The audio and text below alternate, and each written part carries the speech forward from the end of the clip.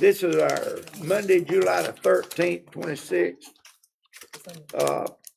work session meeting agenda. And before we get started, I want to ask Mr. Burris if he would to lead us in prayer. Okay. Bow heads for prayer. Father, in the name of Jesus, Lord, we just want to say, first of all, we thank you, Lord, for your goodness, for your mercy, for your ever-loving kindness. Thank and praise you, O God, for Jesus Christ who died for our sins. And Father, we just thank and praise you, O God, for the thing that you've done in our community, O God. We thank you for the rain that you're sending, O God. We thank you for each and everything. And Father, just pray, God, you continue to bless this country, O God. Continue to bless the leaders of the country, O God. We pray that you will give them the right decisions to make, O God, concerning everyone. And Father, we just pray, God, you just continue to bless us in Jesus' name. Amen. Amen. I pledge allegiance to the flag of the United States of America and to the republic for which it stands, one nation, under God, indivisible, with liberty and justice for all. Thank you.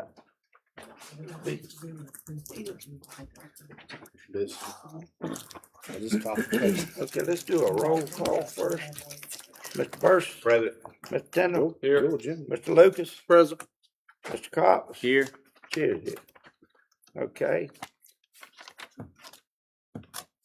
Now, we have approved the agenda. We don't have to do that. We don't have to do that right now, do we? Okay.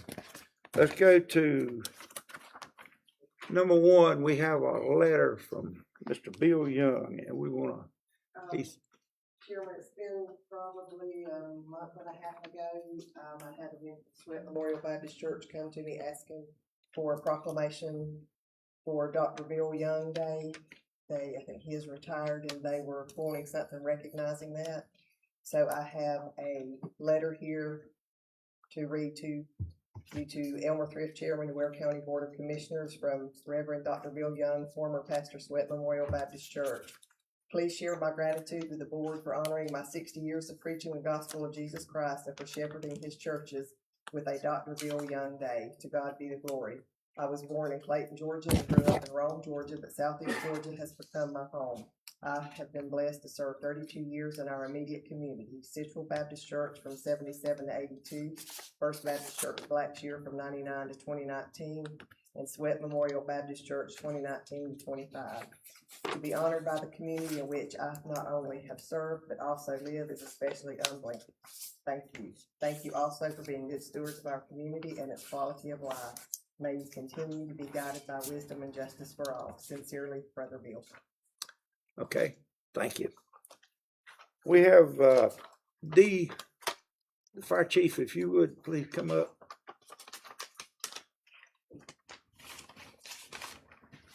Good afternoon, Chairman and Commissioners. I wanted to come and speak to you just right at the beginning of the meeting before.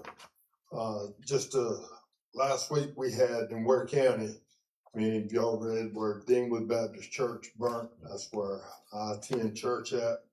If y'all know anything, that's a pretty good sized building. And we at Ware County wanted to publicly thank Chief Goble will come up, Bucky Goble from the Blackshear Fire Department, and Chief Jim Rayburn from the city of Waycross. When we called them, as soon as we got the call and we realized how big it was, we brought the heavy hitters in. And I think this community and our neighboring community could not be any prouder of the effort that these two guys right here offered us. We had 3 ladder trucks full on water. They brought men, they brought personnel, and it was just a total team effort. And I just wanted to thank them in front of y'all because they never hesitated. It was as soon as we called, they were there.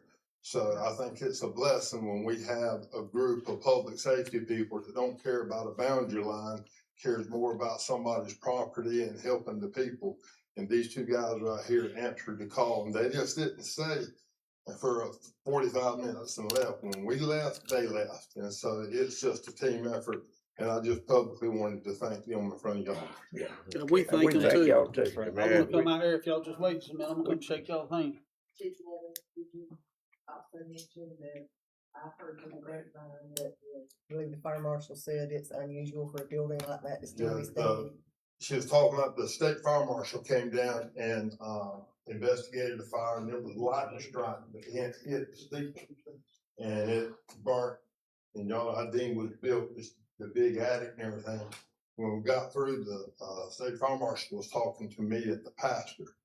And he said, I just want y'all to know, he wants you to look around at the building. And he said, still, first of all, the building is still standing with the roof. He said, but look at the top layer of the brick around the building. He said, there's not one puff of smoke that's on the brick of that building. And he said, that is nothing more than the professionalism of all three departments that was here tonight doing the job that we done. We couldn't have done it without them. And at a moment's call, when they call us, we're gonna go help them. But when we called them, they came and helped us. So That's Well, good. we I definitely appreciate appreciate that. it. Before you- Appreciate Before you y'all. leave, Go Go ahead. ahead, go ahead.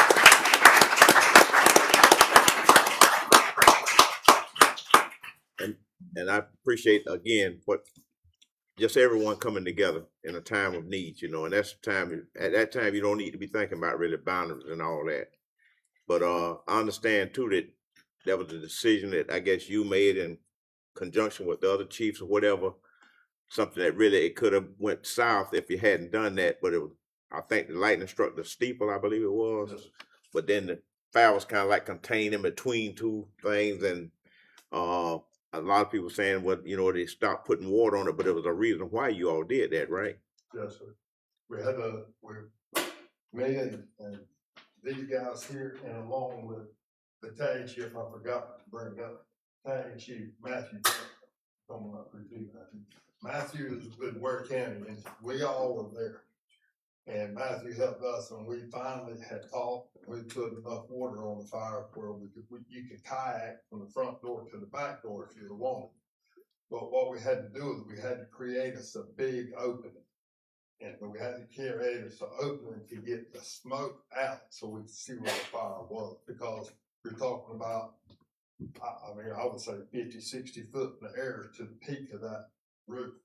And so, when I made the call to shut the water off, I think a lot of people didn't understand why. And our reason was to let some of it burn where we could create that hole. And I think all three of these guys will tell you, as soon as that steeple fell and we had that big hole, where we couldn't even see, we walked into the back door of the church and to the front door of the church, and you could see just as clear as you could in here.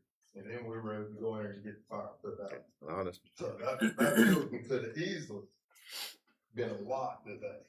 But because of these guys right here, that church will be able to rebuild and be still in that community, serving that community. Good. And I understand Outstanding. that the fire marshal said that whoever made that decision made the right decision for that particular thing. So, that's what leadership is about. Sometimes you got to make a decision and you got to live with whatever the consequences are with that decision. Well, the one thing I can tell you between me and Chief Blackburn, we worked together at the city since we've been in the fire service. Then Chief Goble, we've been with them, and of course, you're looking at between these three and myself, there's well over 100 years of fire service that has done what we did. And we run by, if they had something that we thought would work, we try that. We had something, but I think we're looking at a team right here that worked together, and there was never worrying about who was in charge or who was this. Right. We had one issue, and that was to save these people's shirts, and I think we did a good job. I like to come and shake their hands also. Mr. Chairman, while he's going there, I just want to say I too thank you guys for everything that y'all done, and this goes far beyond any kind of mutual aid agreements that we can have across the river or in between city and county boundary lines, and it goes to speak about care for people and property and stuff, and I've seen firsthand from all three fire departments what working cohesively as a group can do. I know all of you, and I just want to say thank you for what you do. Thank you for crossing boundary lines, Bucky, and same for you, Chief Blackburn. That y'all get together and work well together, and that shows a lot for unity across county lines, across city lines, And that speaks a lot for our community Man. and our whole region, as a matter of fact. Because I believe probably every one of y'all would say that even other neighboring counties would have done the same thing if y'all had called them in to different places. And that's what we need all over the place, is more unity like that. So thank you, guys. I just like to thank y'all personally. You know, a friend in need is a friend indeed, and I think that's what y'all did. Y'all came to us, and we appreciate it. Thank y'all very much. I'd just like to say, Mr. Chairman, it's good to see everybody working good together. So Absolutely. That's the way you make progress, working good together. And we definitely appreciate every one of y'all and the people under y'all.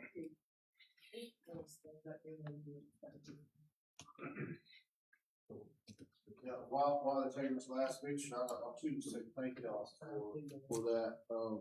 I went there that night and, it was like a well-oiled machine that they were, going through and didn't miss a beat.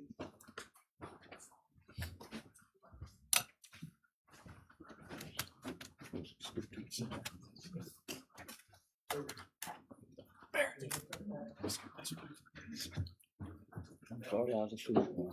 Come on, slide down, slide down. Jack Burrow.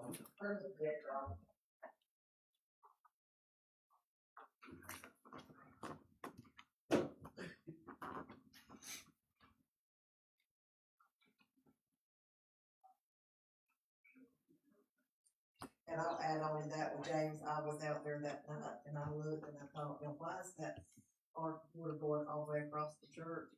But it was perfectly formed, one coming from one direction, it's the cities, I think the counties, and they were just crossing over each other and they were hitting just right.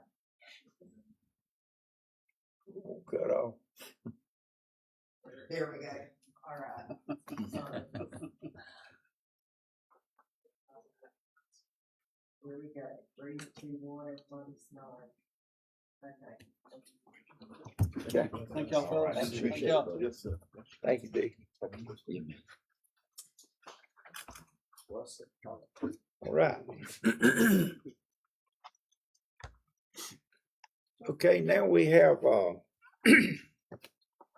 two guests from the PDP Engineering on the Albany Avenue grade separation. If y'all would come up, Brad and Daniel. Okay, good afternoon, Chairman, Commission, County staff. I'm Brad Robinson, Practical Design Partners, and with me is Daniel Taylor, our lead engineer on the project. Appreciate the opportunity to come in and provide an update on this project.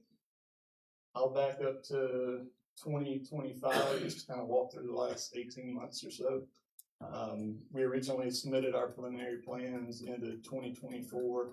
I know it's a little hard to see up on the screen here, but we, after submitting those preliminary plans, got direction from county staff to realign Garlington Avenues over to kind of follow N Street there on the east side and to extend Columbus Street and follow along the CSX right of way and tie into Garlington on the south side. So once we received that direction, we went back out and updated all of our environmental and survey database for that additional area. Updated our preliminary plans and resubmitted those in November of last year.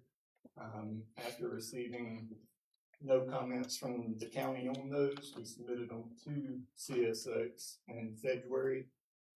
We expected CSX to turn around plan review comments in 30 days, what we've been seeing more recently on other projects.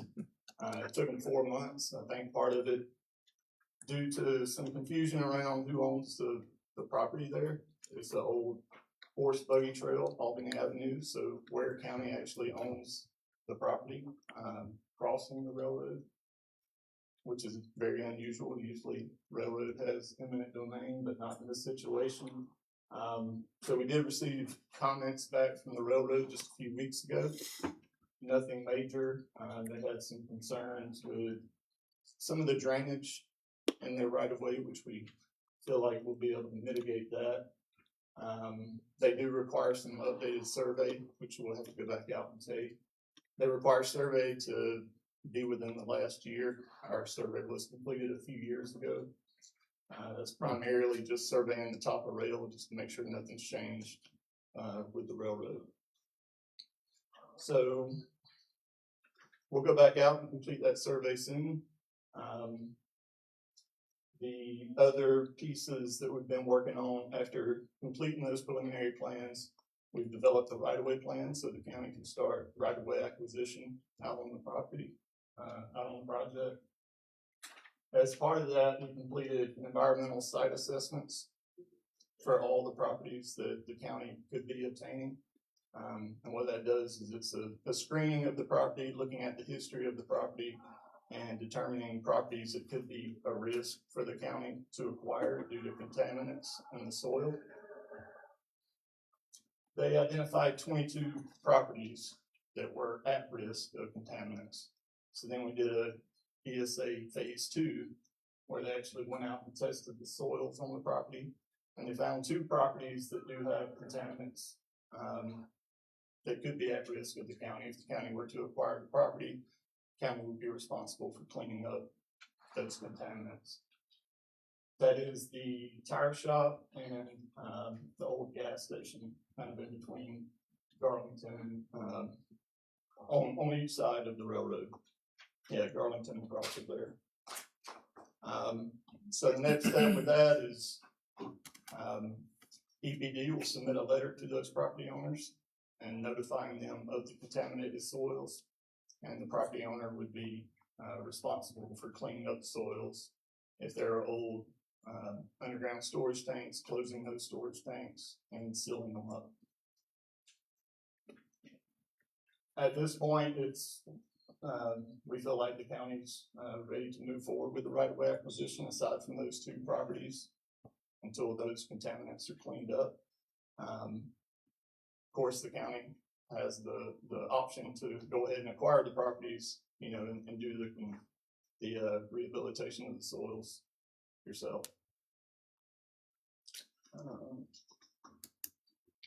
We did talk, we know the county's eager to get this project moving. We are as well. We did talk about some potential options to maybe show some progress on the site, you know, as the different properties are acquired.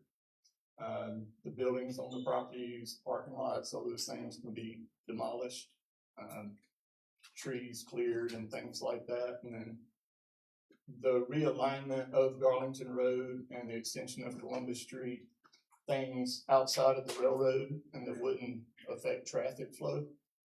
The county could potentially go ahead and award those to a contractor to start building those roads. That's one potential option to kind of start moving some dirt on the project. As far as the railroad goes, we'll address their comments, then we have to do our geotechnical investigations, finalize our bridge plans, resubmit to the railroad, and I'm sure they'll have another round of comments, but it should be much fewer comments. Anything on this there? We're continuing to coordinate with utility owners on the property as well. Already received some relocations. Georgia Power, we're still continuing to follow up with it on relocating their power poles out there. The majority of the utilities are within the right of way, which typically, I mean, we check the county's franchise agreements or whatever you have in place, but typically utility owners will be responsible for relocating those utilities within the right of way. Okay. Ready for some questions now? I know they got some. Yeah. Sure. Mr. Chairman, Mr. Burris? yeah, appreciate. Could you elaborate just a little bit more about the properties that have the contaminants in them that Yeah. currently we don't own those properties? Correct. But that if to move forward with this process, but that property would have to have the contaminants eradicated, whatever, whether it be tanks or whatever. So I guess my question is, will those impact our project here, or is that something that we could still do the project but wouldn't have to deal with that? They are 2 properties that are very much impacted, and actually the location of the underground storage tanks are within the project limits. So the county would need to acquire that property. So Does it show any contamination or you don't know yet until they pulled I'm sorry. on the tanks?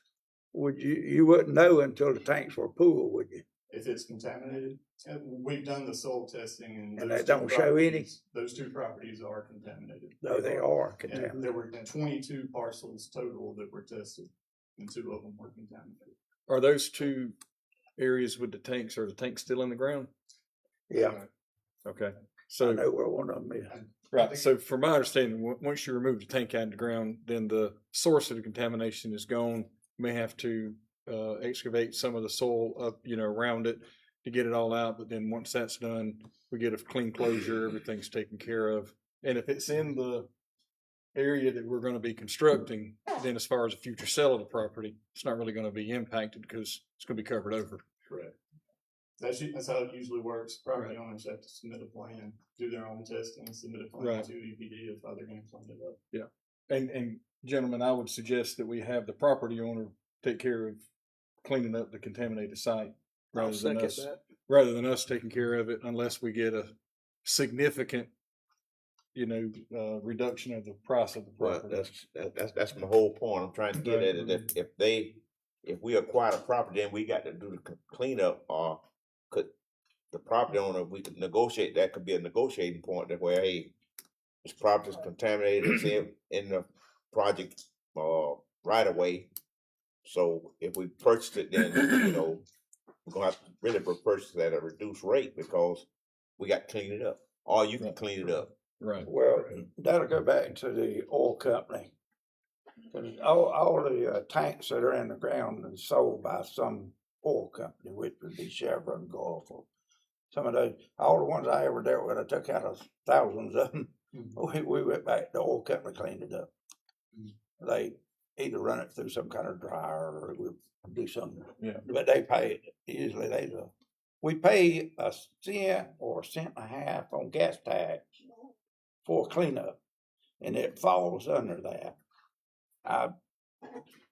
Council might know a little bit about it more than I do, but it's some way we have to tap into that. This may be an area, I think Yeah. the commissioners probably have more knowledge than I do as far as cleanup of contaminated sources. I have been involved in that some, but it's not been in the condemnation scenario, so. But I think to Commissioner Burse's point is we just want to make sure that our homework is well done before that we condemn any properties that have contaminants, Right. known Right. contaminants especially. Right. And we will be sure that that is done and taken into account. Yeah, normally the property owner would apply through the Georgia UST fund to get funding to take care of the cleanup of the site if they're eligible in that. Some of that, the site across the, on the west side, considering the age of the property and when it had the tanks in, it may not be part of the Georgia UST program, but the one on this side should qualify for it, and then they would get reimbursed for funds that they would spend out. I don't believe any of those properties have pumps on them still. They're just two of them. It's just, Yeah, just 2 properties. There's just 2 properties, One on this side, one on but they have Each side. old pumps, not in use. but they're not in use. Right.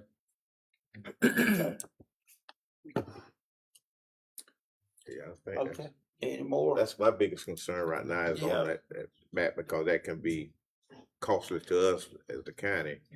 And, so that's why I want to know how's that handled, We can definitely get them. Property owners can clean that up before we acquire it. I think we can get a letter sent to them to tell them to get that done before. And EPD will send them a letter. Good. very Yes, soon. since there's contamination, we can fill out a form and submit it to EPD, and then EPD will get in contact with them about addressing it and the timeline for it. Good. Not, you said a key word, the timeline. It's not How long would they have to do it, or is it to their discretion as to how long they wanna take to do it? Yeah, we looked at another recent project that had this, and EPD required a response from them within 2 months. But that was a response of the plan they were gonna take to clean up the soils. Okay, I So understand. I'm not sure. I'm saying, how long would they have to complete? If they said, well, it's gonna take us a year and a half to get this done. No. It'll take Yeah, time they to do that. probably wouldn't, Yeah, I'm just, EPD probably wouldn't wait that long. Yeah. If we turn in the information, there's contaminated soil, then they'll typically get on top of that. And like you said, 30 to 60 days for a response and a plan. And then usually 90 to 120 days after that is when they would request for the closure to be completed. So, okay. So within a 6-month period, we can get both of those done and get the road started, the bridge. You go with that? Yeah, we can, I didn't hear you, I'm sorry. I said within He gets 6 it, they'll- months. They'll tell you what to do with it. Within 6 months from start to finish to get the letter sent to them, you know, before we actually condemn the property and take the property from them, give them 180 days to get cleanup done before we acquire those properties. Whatever the EPD timeline is, get them clean. Yeah. So EPD actually control that timeline. Yeah. I don't think property owner is gonna clean it up himself. Think like I said, Unless you that go property pay owner- him first, he ain't gonna clean it up. He'll Right. tell you to just take it. Yeah. We gonna have to clean it up.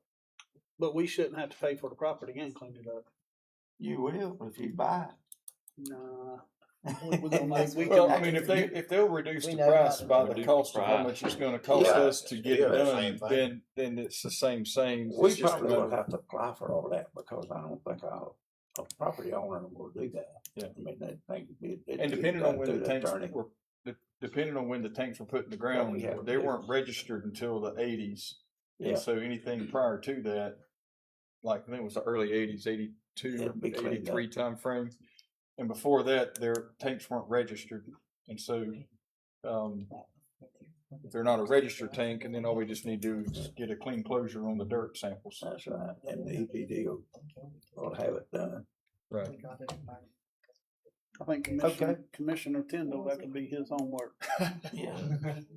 So I got a couple questions outside of Go ahead. the condemning or whatever property. I think if I remember correctly, there was some issues when it came to that little S road coming under the bridge, and then on the back side of that property along that southern border. Was there some issues with right of way with CSX and that? Because I thought we had talked about some changes in that area that we weren't going to be able to do a whole lot of work in that area because CSX not given the right of way. yeah, at one point, we were looking at extending Brunswick to come up and tie in to Darlington here. Okay. But they won't let us do All right, that. so it was on that side of tracks. Okay, that's where I was like, I wanted to get some clarification on that. But on the other side, all that's okay as far as CSX goes. Yeah, this is all on private property outside the railroad right of way up until this point. And CSX did not comment negatively on that connection at all. Okay. I think that's where maybe I thought there was some question about it, was in that, where that intersection's gonna be, but if they're good with it. But they had some kind of pedestal or something up there, didn't they? Some kind of signal box there that they wouldn't let us move that signal box. I believe that was correct. Somewhere right in there. There's an existing cabinet right here. Yeah, they do have a signal. And they haven't not made a comment Yeah, on you that. remember it was a signal box. Yeah. They wouldn't let us. And we wanted to put a road on that side so you could go under. Right. They would, we didn't have enough room. Good. Okay. I think once the bridge is constructed, that cabinet would be removed. That cabinet's to control the crossings, at grade here for all 4 approaches. Right. Okay.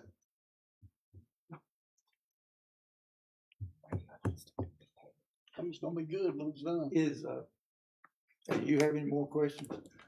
That's all I can think of right now. Okay. I think Maybe it's a timeline. Do y'all know anything about what? Yeah. That's what we like to answer. We- some of these. that's right. We got a lot of people think, when you're gonna build it We keep the tomorrow. whole project together, we're really running two concurrent paths right now, critical paths, one of them on the design side. If we keep everything together and wait until we have the railroad approval before letting the project, we're looking at about a year from now, to go through the process, finalizing everything, the geotechnical bridge design, and getting railroad approval. The other critical path is the acquisition of the right of way. So there's 40 parcels on the property to be acquired. So we need to be working on those now. Right. Yeah, we could be doing that in conjunction with you all working with. While y'all getting the bridge fixed up. Okay. And I do like the idea of going ahead and doing some of the outside work away from the bridge prior to. I think if we go ahead and do the part up on the north side of rerouting Garlington, we'll go ahead and do that now. That'll help traffic flow for whenever it does get shut down and the bridge starts to get built. So I think that's a very good idea to go ahead and get those things done.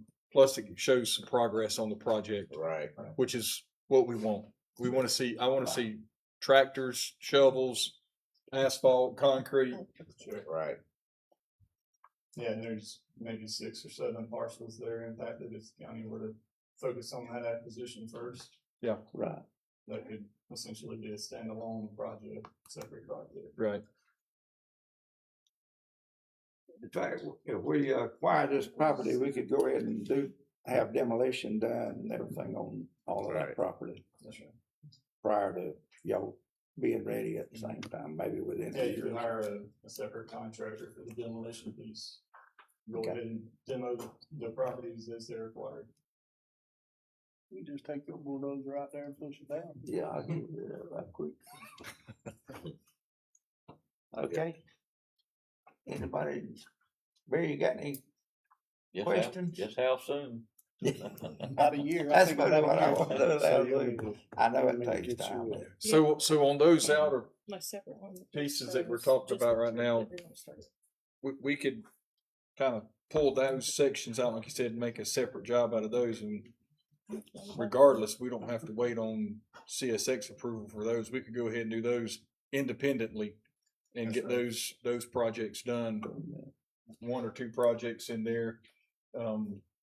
Yeah. And then that way, like I said, then the whole bridge, what kind of time frame? So if we had everything on the outside taken care of and all we had to do was the bridge work, what kind of time frame as far as construction goes? I feel like it'll be driven by the time frame to acquire the properties. Right. Because on our end, it's coordinating the utilities where there are some Georgia Power poles up in street, following in street that would need to be relocated. There's some underground utilities as well, but we're not doing much excavation in that area.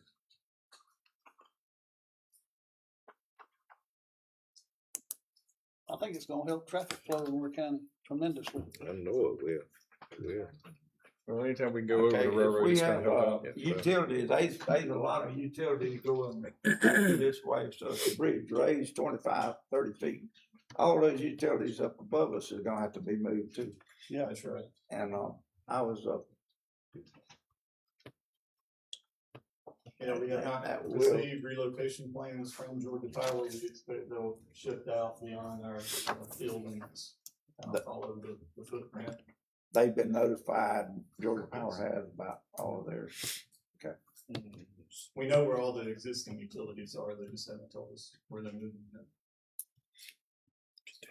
So I just want to make just a comment about, not necessarily a question, but as far as this above grade crossing goes, not just this one, but I believe there's going to be this one and several more that we do here. I think Chairman and I were in a meeting not too long ago with some representatives from Georgia DOT. They've done an exhaustive survey of crossings throughout the state. And I think out of the top 25, we've got 5 of them in Ware County. And they specifically said per capita, Ware County's got the worst railroad problem as far as crossings go.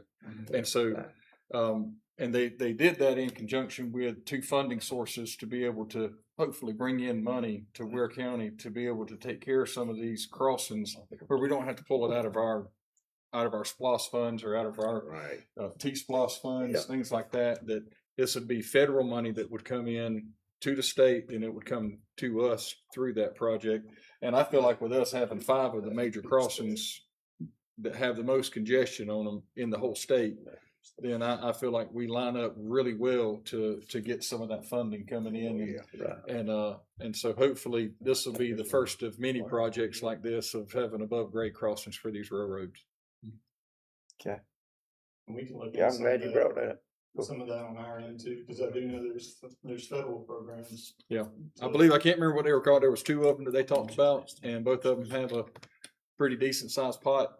And, you know, we need some of that money here. Yeah, it was several $billion. Oh, yeah. Yeah, it was a lot of money to do for railroad. Mr. Chairman, I got a question, and James might can answer it. I've had some calls about some people that's got some businesses over there. They wanna know they're gonna have plenty of notice to leave, and if the county in any way can assist them, maybe finding other places, you know. Is that something we can help with, or they gotta do it on their own? This is my first rodeo as well as acquiring right away, so I'm gonna turn to my left. I think most all of the businesses there probably done. Is the question whether we would find them another location for their business? Yeah. So, I mean, I think what our duty is under the law is that, you know, we're to pay them fair market value for what we condemn if it gets to that point. Now, as part of the process, you know, I don't know that the county's in the best position to be finding other options for where their business would be located. They would know best, you know, what their needs are. So I think probably we would leave that part up to them. But, you know, certainly as far as making sure that they're made whole for what we're taking, which could include, I don't know, I envision some different type of cost, then we can make sure that that happens. But I think probably the locating itself would be best for the business owner to figure out what their needs are. This particular business, I think they have leased it from, you know, the landowner, so they just basically leased it. Yeah. And they were very upset because I think they've been told, you know, they were gonna have to move, which, you know, Sure. I don't understand it. Sure. Yeah. I think it might have been the same people I talked with there. Yes. Yeah. Yeah. Okay.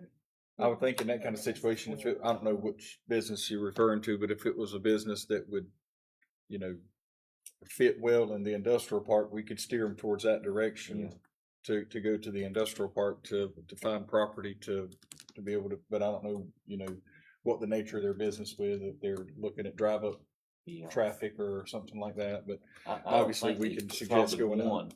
one that's really concerned about it right now. They just ran over there. They just rent it from the landowner, and I guess he had talked to them about, you know, they probably have to move, and they won't know how big of a notice they would have. And I told them, I said, I'm sure y'all have plenty of time. I would say they got 2 years from now. Yeah. Yeah. But I think y'all last recommendation was in 27 that y'all thought it would probably could be in 27. Is that That's right. still pretty That's right. much? Yeah, the railroad slowed us down a few months. Like I said, it took a little bit longer, but we're looking at July 27. July 27, I believe. Okay. So that's a good year. It's a year. We get them notified now, they'll have plenty of time. If we can get the property cleaned up, ready to go, then we'd be ready. And if we were to separate out that other segment, I mean, it could go quicker than that. Like I said, there's a lot of things that we can be doing in that interim period while we're waiting, you know, for this other stuff that we could be doing, you know, such as isolation, clean up and all this. And, Yes, it's this. Sounds like we need to tighten up our manager and our attorney.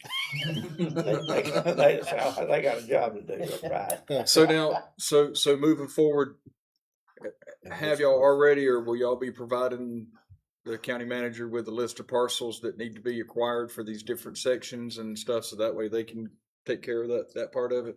We have provided right-of-way plans. Mr. Schubert asked for us to go ahead and provide legal descriptions for the different right-of-way tracks. We're going to do that very soon. think what we would need to know is what properties the county, if the county still intends to fully acquire the properties with the black dots on there, those wouldn't need legal descriptions because they're being fully acquired. Right. Council, y'all hiring the appraisers and the negotiators? So generally since we, work across South Georgia, is what we try to do is when we have large condemnation projects is we hire a local title abstractor to, search for title if that's needed, and then also a local appraiser. And so just depending on, their workload, we try and make sure that we find somebody that can get it done within the time period that the county is requiring. Okay. I think that would come up a while ago, didn't it, James, about negotiating to somebody's gonna have to negotiate. Right. Well, they said that was gonna be the chairman. I'll go get my check first. I think we had talked about contacting a real estate agent to take care of those. We did. Yeah, we talked about, when we got to that point, to contact the real estate agent that would work on our behalf to, Right. to negotiate with them. Yeah. Okay. So we may not see them now for a few days. Y'all got any questions? We got them here. Everything I was thinking has already been asked. This is a big project, and we really, I want to let y'all know we appreciate it. Yeah. We thank y'all for everything you've Absolutely. done. I know it's takes a lot of time and effort. Thank you. It is a great project. I think it's going to transform the area. It's gonna be a big project for Waycross, and, what we got going, we don't have anything like this going. Yeah. It's really means something.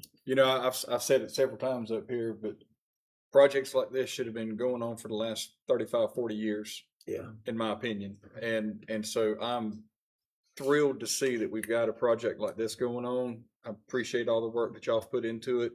And so I'm looking forward to several more projects like this in the coming years.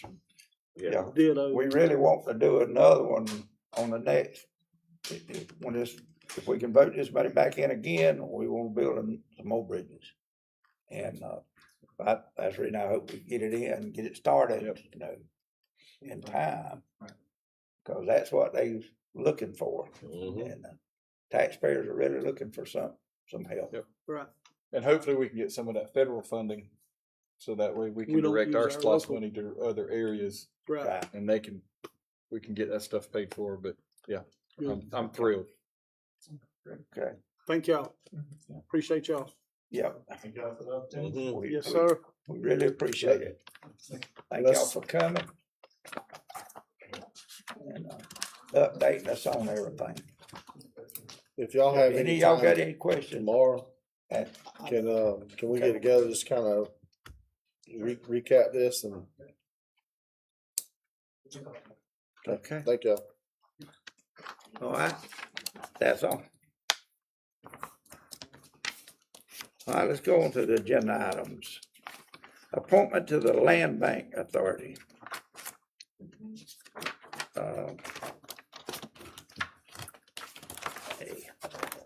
Thank you, Mr. Chairman. This is an item that we've had on the agenda for a little while. Mr. Simmons' appointment will expire on December 31st, 2028, and he has resigned a few months back. And we have Commissioner Cox has recommended that we appoint Mr. Fred Lee Jr. to fill the unexpired term of Mr. Simmons. I believe in your packet you have a letter from Mr. Lee. Lee, yeah. Let's see, we got a letter here from Fred. Okay. Seems like based on his letter, he's really eager to serve on this board and, Is he here? Yeah. Fred? okay, I didn't know. You I were bringing a know- lot come to up. it. Well, Mr. Lee built his house. I did the inspections in his house, and then he asked me to try to find ways he could serve the community. Yeah, build his well, I house. tell you, Okay, I was really impressed with the We letter appreciate he it. sent. okay. Definitely appreciate it. Move it over, Mr. Move Chairman. it over. Move it over. Okay. Mr. Lee, I appreciate your willingness to serve the community and if you're so appointed, I personally would just like to see a little bit more movement from the land bank. I feel like there's a lot of opportunities for us to take some of these properties in the city and the county that are on our tax roll, that are not having taxes paid on them, that are just sitting there, and whether they go up for sale, they don't sell, they go up for sale, they don't sell, they go up for sale, they don't sell, and it's inflating our tax digest. And so we need to get those off the roll so that way we can put them out there, put them for sale, clean them up if we need to, put them back out there for sale, sell them, and then we can start getting some money generating for us. As long as our tax digest is inflated, then we're going to look like we're supposed to be bringing in a lot more money than what we're really bringing in, and then how you going to balance a budget like that? Yeah. So help us out. Mr. Chairman, may I? Yes, absolutely. Yeah, come on up, Rick. First of all, thank you each for your service to the community. I know you're not doing it for pay, so very grateful. I live in the north, very corner northwest of Ware County. I've done a lot of things. I'm an entrepreneur. I also have an engineering degree and a computer science degree. I've served on these types of boards in the past in different communities. This is my home, and I would be very grateful to participate if so appointed. I have the time. I will make the time. I'm not going to say I have the time. I will make the time to be able to serve and give it, my all. So again, thank you very much for your consideration. Yes, sir. Thank you. Thank you, Thank you, sir. Mr. Fred. I say- Yeah, 'cause we got a job for you to do on them little pieces of property. We want to, like John said, we want something done about that. Let's move them if we can. Okay, I appreciate it. Move over. All right. Move it over. B, approve a resolution for 2026-10 contract with Georgia Public Defender Council. Yeah, Mr. Chairman, this is a resolution to approve the contract with Georgia Public Defender. We already have a contract with them. Our budget year starts in July and they run from January to December. So with that overlap, we have to approve the first half of their budget and the second half, and this is the resolution to approve the second half of their budget. Okay. All right. Is he here? Any She- questions on it? Public defender here? Not here? This is just something we do every year. Okay. Any more questions, any comment? Move it over. All right, approve the resolution for 2026-11 contract with Unison Behavioral Health. Mr. Chairman, this is the annual contract that we approve every year with Unison Behavioral Health. It's a contract for them to provide mental health services and drug abuse services in the county. Total contract is $50,026, and that's the same as last year. We're just renewing the contract. Well, is the other counties do the same as we do? They participate, but I'm not sure how much. Probably based So, on They, population. do you know, Melanie? I'm thinking it might be based on population. Oh, it's based on population, so I'm not 100%, but I'm thinking, I know it takes more than that probably to run it. I just wondered if they had shared the same that we do. They probably don't share the same as a lot of things Probably is some based counties on don't, caseload probably, and so, but I'm not sure Miss, for sure. Yeah. So I don't want to put him on the spot, Mr. Nelson. Do you still serve on that board? And could you enlighten us a little bit about this funding aspect of it? Thank you, Mr. I know, yeah, thank you. Thank you. Mr. Burris, appreciate you putting me on the spot. Yeah. Yeah. I'm gonna do it to my friends. Yeah, each county participates, some give property, some give other things, but they all participate either through a lease agreement with properties, like, a lot of things that Coffee County do, and then some of them do it financially. but everybody gives their, kind of like like the clerk said, based on population and their participation. Okay. So some of them do in-kind Yes. service? Yes. Okay, and I know this is something that's much needed, you know, in the communities, and this Unison, they provide a very important role in the community. Yeah, they do a lot of things that a lot of people that really don't realize they do. You know, doing a lot of partnership now with the police department, sheriff department, by sending, you know, people, you know, to help with, you know, I shouldn't say mental issues, you know, but sometimes domestic violence and things like that, they help out. Mm-hmm. And I noticed, and I thought that was commendable, him, Chief Cox, where they've gotten a person from Unison that's deal with this kind of stuff that's on, pretty much on staff, so that whenever they get a call, sometimes really they don't really need a police officer, they need someone that's trained in this mental health aspect, and I thought that was commendable of him and that department to do that. They've had that commissioner for years. Mm-hmm. They had that when I was working there. Okay, well, I mean, I didn't know it. I know this person is up there pretty much, this is where they're housed at. That's up there. correct. They don't have to call them to come. Right. They're housed right there at the police That's precinct. right. And they're still there. Okay. Still there. Yeah, there's several counties, Axon, Bacon, Brantley, Charlton, Clinch, Coffee, Pierce.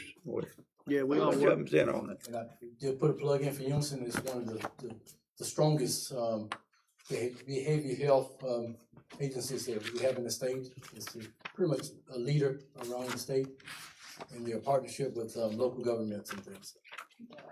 Okay.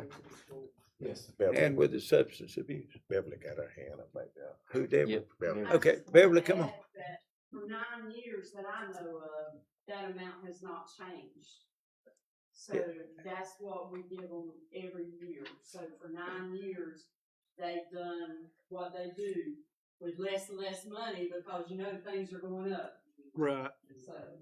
Thank y'all. So Thank you, it Ms. hasn't Beverly. went up in 9 years, okay. Mr. Chairman, just so you're not aware that the deputies, the sheriff's office has one that, a Unison agent that rides with them every day as well and responds. And I've talked to the sheriff and said that, you know, in the past, they would have no option but to lock somebody up, but with that one, they're able to get them some different help. Right. Okay. All right, any more comment? Any more? Only thing we need to do now is get state patrol to get one. Yep. Move it on over. Move it over. All right. Let's go to purchase 2 trucks for the fire department. Mr. Chairman, this is a request from the fire department to purchase 2 F-250s or 2, there'll be F-250s if we go to the lowest bid, pickup trucks for the fire chief and the battalion chief. These trucks will be equipped with skid units consisting of a 150-gallon water tank, pump, and hose reel, just like the forestry trucks have, so they could help with these response to wildland fires. And then on the skid units, Georgia Forestry will end up funding 50% of the skid unit cost with the exception of the pump. And the pump's cost the county's cost for each pump is $2,231. But we received 3 quotes from 3 different vendors. First was from Robbie Robinson Ford Incorporated for F-250, and the price was $60,299 each, which would be a total of $120,598. Hendrick Automotive Group, which was 2 Chevrolets, Silverados 2,500, and they were $60,838.57, which would be $121,677.14. And then the other quote was Allen Vigil Ford F-250, $67,435 each, a total of $134,870. And we'd recommend that you would go with Robbie Robinson Ford in the amount of $120,598 for the 2 trucks. And these funds will come out of the 2022 SPLOST for the public safety. 22 splash. Okay. And I'm glad we're keeping this local. We're buying from somebody here. you know, and not going outside Ware County. So, and then Gave we'll a good rotate price. the other trucks down, so. Good. All right, Mr. Chairman, if I may. go ahead. Chief, it's one of the trucks gonna be assigned to you and the other one to the, battalion chief. Okay, so I guess what I'm thinking, so right now you just got a regular, what, the F-150, right? Yes, sir. So now you're gonna have this F-250 with 150 gallons of water in it at all times, so, Well, the reason, excuse me, we're doing two trucks, so Matthew lives on north end of the county, I'm on the other end of the county. And we're trying to model just what the chief ranger has here in Ware County with the number of gallons and with a pickup truck.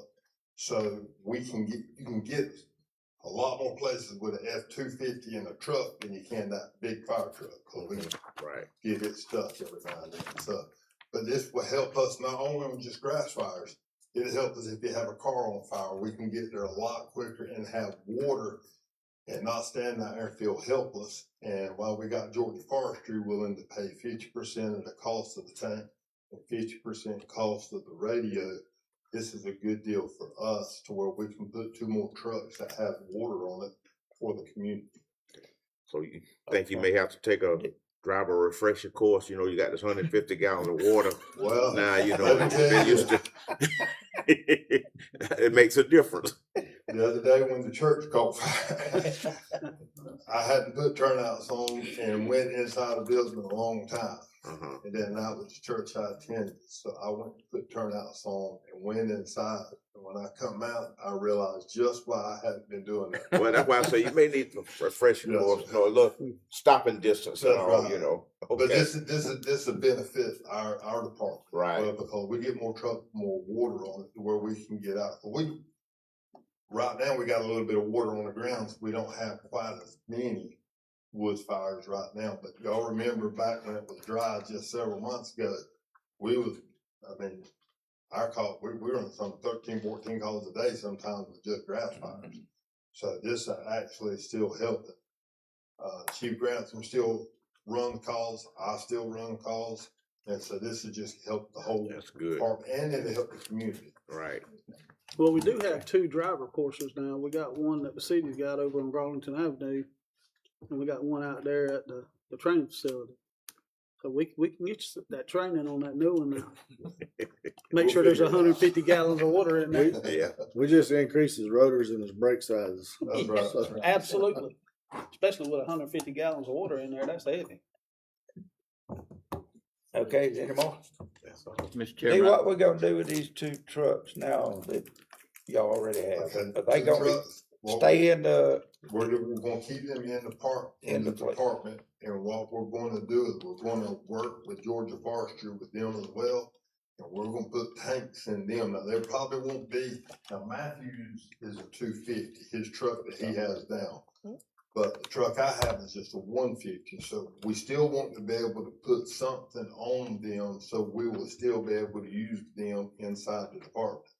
We have a lot of trailers that we have to pull out there when EMA has a lot of calls that go out on, sometimes they just have to have something to pull it with. And so with our trucks that's being out there, we'll be able to use them still inside the fleet. right, And that'll help us once again. They're not just gonna go to waste. We're not gonna, they're still in good shape enough to drive to where we can use them or whatever we need to use them. I was looking at the budget, cause you're gonna be adding on the insurance, Yes, sir. adding on tags and Yes, sir. it's gonna be more than just buying a truck. Yes, sir. I thought maybe we were getting out of those, but we're not. We're gonna keep. Well, no, sir, we're still gonna keep those trucks. Cause they'll still be where we can use them inside the county. Okay. Y'all understand that? Yes, sir. What you're doing? Yes, sir. But you raised a good point, but like I say, they're gonna be using them. Yeah, if we need them. And, Yeah, yes, sir. That we've already thought about, I've talked to some of the guys with forestry and we're working on a plan now to put, of course, we can't put a big tank on a 150 frame that you can 250. But we are working on where we can have something for there too, to be able to still have these trucks to use.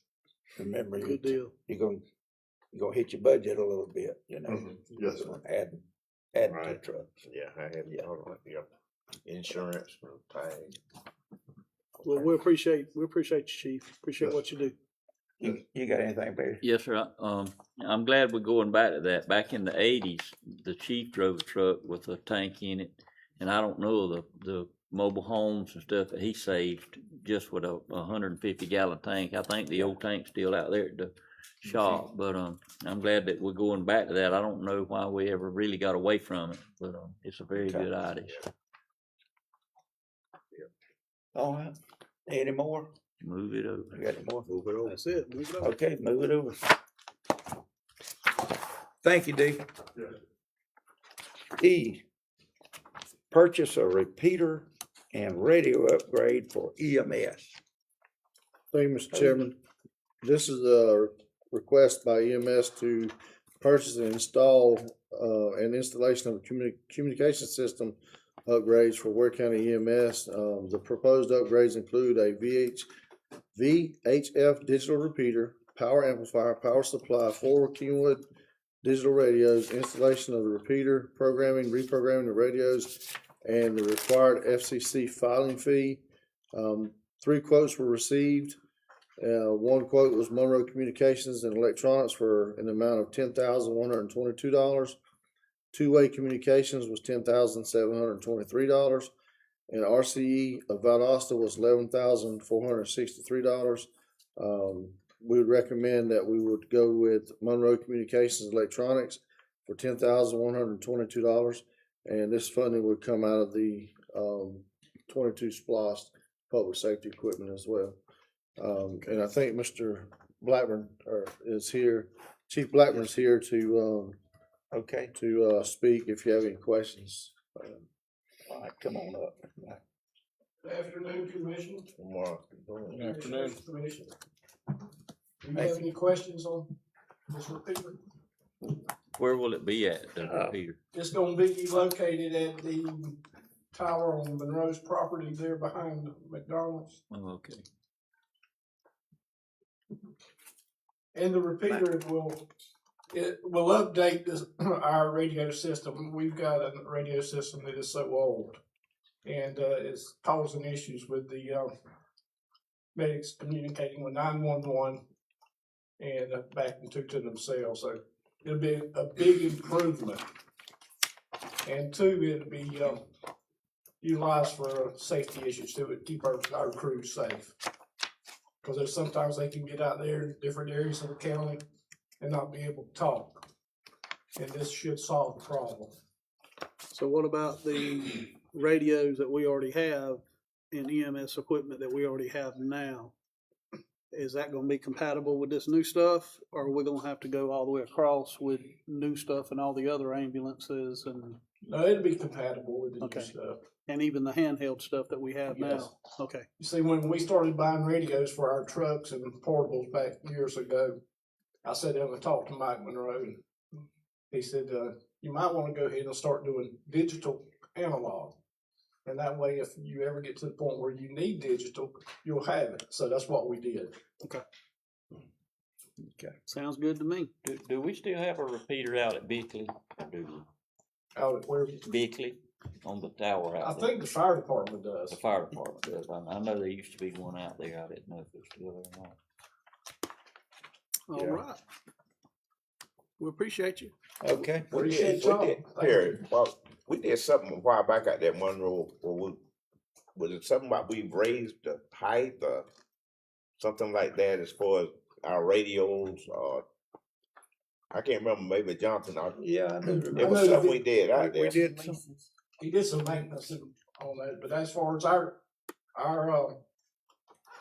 place on the tower, I don't think it got any improvement. But I do remember Mike doing some work out there. We renewed all the leases for I the know something. I locations. just couldn't remember what it was. Yeah, we had to renew all the leases for all the location of the towers. I thought we'd raised Or the antennas on the towers. antenna or something. I remember something about raising raising the antenna. antenna. Yeah, it raised. I know something, and I just I didn't know how that tied in with this repeater thing. You know, I mean, I don't know anything about that, but The repeater will go back where our original antenna's at right now. okay. You can just replace it. All right, any more? That's it. All right, Thank you, All Mr. right, Black. Terry. Thank you, Thank Barry. you. Appreciate it. Thank you for coming. Okay. Let's move it over. Okay, yeah. Discuss the DNR grant for pickleball courts at the Trimming Earth Recreation Complex. Mr. Lance. Lance, would you come up, please?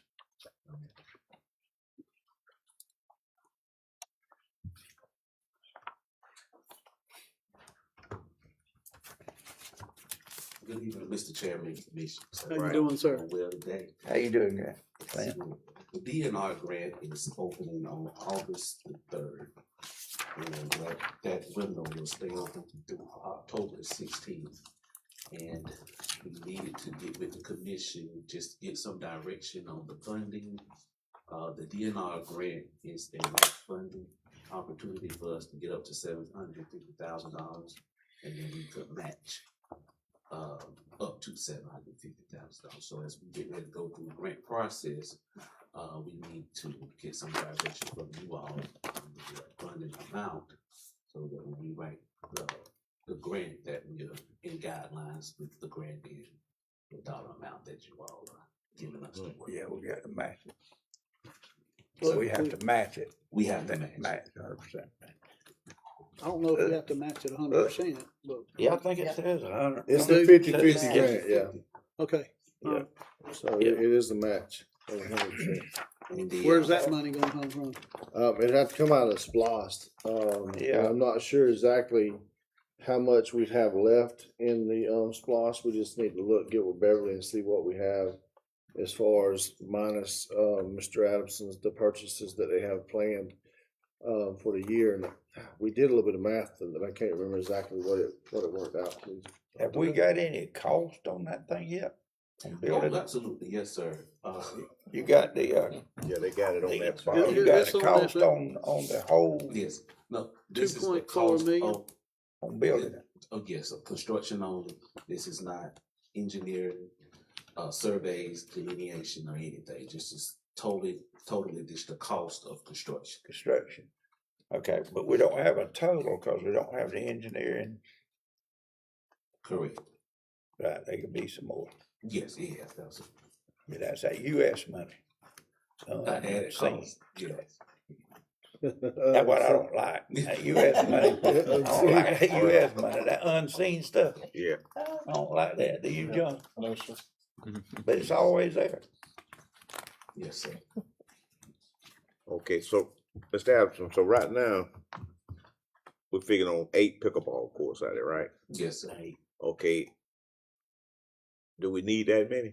Well, 8 was a good target number that we wanted to start it out with. And what we have seen in the past in recreation, a lot of the departments would build 4. A year later, they had having to add 2, 3, and 4. And so we started out with 8, unbeknown to us that like the college, they have pickleball courts. And so with them being so close to us, I'm not for sure if we really want to shoot with 8 or cut 2 back to 6. Well, that's what I'm getting at. What they said? They got 2 at the college, I think. Didn't they? Well, They I got know 2, the I believe college it's got, 2. I don't know how many does the college have? 2. I believe they had 2. Well, when I attended there back in the 90s, they had 2. I don't know if it's one I of didn't even know they had pickleball back then in the 90s. Yeah, they did. They did. I mean, We get out there and hit it with our hands. Yeah. You got 2 walls on this side. That's racquetball. That's handball. Oh, that's racquetball. yeah, I'm about to say, I hit it with my hand. I couldn't afford no racket. Something different. Yeah, that's different. yeah. So, but as far as the pickleball courts, do you know how many they have there at I'm college? not for sure. And one of the things with this grant is that I talked to one of the reps from the Region Commission that we can actually work in phases. So we didn't want to start out with 8. We want to do 4 or 6 that we can start out and this great opportunity come back around in 2 years. We can apply and keep building on. So we can do this grant in a phase. Okay, that's what I'm getting at. We don't have to do everything at one time. Right. Because right now you're talking about the pickleball courts in conjunction with bathroom facilities and all that. Yes. And also we have, $50,000 that was, Already provided by have State from- Representative Burchett. Yeah. And the, state legislator to go towards this as well. Mm-hmm. I would recommend, commission as county manager, Mr. Adamson, I would recommend we do 5 to start with, since the college does have some. And you know, the back of the college and the rec department, I mean, aeronautically is real close. Absolutely. But I would say do 4 or 5. I wouldn't go with the whole 8 right now. You know, I know we got the land out there to do it. But what do y'all think? Well, seemed like there was something brought up about if we had a tournament, that it would have to be so many courts, wasn't it? Yes, sir. To put on a tournament, is that right, Lance? I don't. It's just according to the size of the tournament, what a facility you have of those courts to determine what size of tournament you can host. I remember that lady, she said something Yeah. about that. Yeah. You'd have to have so many courts to put on a tournament. The size of tournament that they're used to playing in, yes, you would have to, but for the community, if you want to have a tournament just locally, I would start out with 4 or 5 courts. So I guess what we need today is if the commission, if the SPLOST can support applying for the entire 750, do you want us to apply for the entire 750, or do you want to apply for a little less than that? That's kind of where we're at today. If it don't put us in a bind, you know, for future projects, especially with the other projects that he's got going on out there, then I'd be all for it. Because I do believe that we'll probably hold statewide tournaments there, especially if we put 8. Yeah. We'll definitely hold statewide tournaments there. And that would also bring revenue to Ware County in other ways, food, lodging, gas, you know, all that stuff. It would also bring all that to Ware County, that tax money. So that would also increase our tax base. So, Mr. Adamson, so right now, okay, we're talking about the grant cycle, okay? You can apply for this grant every year? Every other 2. year. Every other year? Yes. Okay. So that's, I think, right now, like I said, if we go try to get the whole 750, because if we don't, then we'll find out that we wish we had applied for that amount, if the budget can handle it, you know, the SPLOST. Yes, sir. That we might try to need to go for the whole thing, you know. You have to use the whole thing. I mean, could you apply for the 750 and then only use 5 if you didn't have the 5 to match with? I think if you have to match what you apply for. Yeah, we got to match what we apply, so. And we'll figure that out with Beverly in the morning, and Lance and myself and Beverly will meet Let us know. figure what the actual amount is. I meant to do that today, and just kind of time caught up with me. But 750 may be a real number. I'm not sure, because Lance has purchased. You only have is it 2 more, a couple of machines left that you had planned for to purchase. Couple more machines. Minus air conditioners. Yeah, that's a whole nother subject, air conditioning. So We just need to agree then for the grant. Yeah, for the Yeah. grant amount. For the grant. Yeah. So Okay, even though we could cost us more than $750. well, we would do what 750. What 750,000 would allow us to do, or $1.5 million would Yeah, allow us $1.5 million to do. is what we're gonna end up Right. having, you know, to So- work with. Plus, Hey, we pay the US money. If we get the whole $1.5 million, What's that? that'd And do we it. have to pay the US money. No, what we would The do. engineering and, well, who's gonna pay it? That would come So out of that yeah, we would do 1.5. that, but That'd come what out we of would that do 1.5. is we would scale the project down to fit in Yes, the They budget. got a contract. So, for example, So like they I don't pay think. that. I'll be honest with you, I don't think that it's gonna cost, that we're gonna build a building that's $495 a square foot for a set of bathrooms, a storage, and a shelter. So I think that number's gonna come way down your building. Now, I can't speak for pickleball courts, but you know, we don't have to build a building that's $495 or whatever it is per It's square foot. $956,000.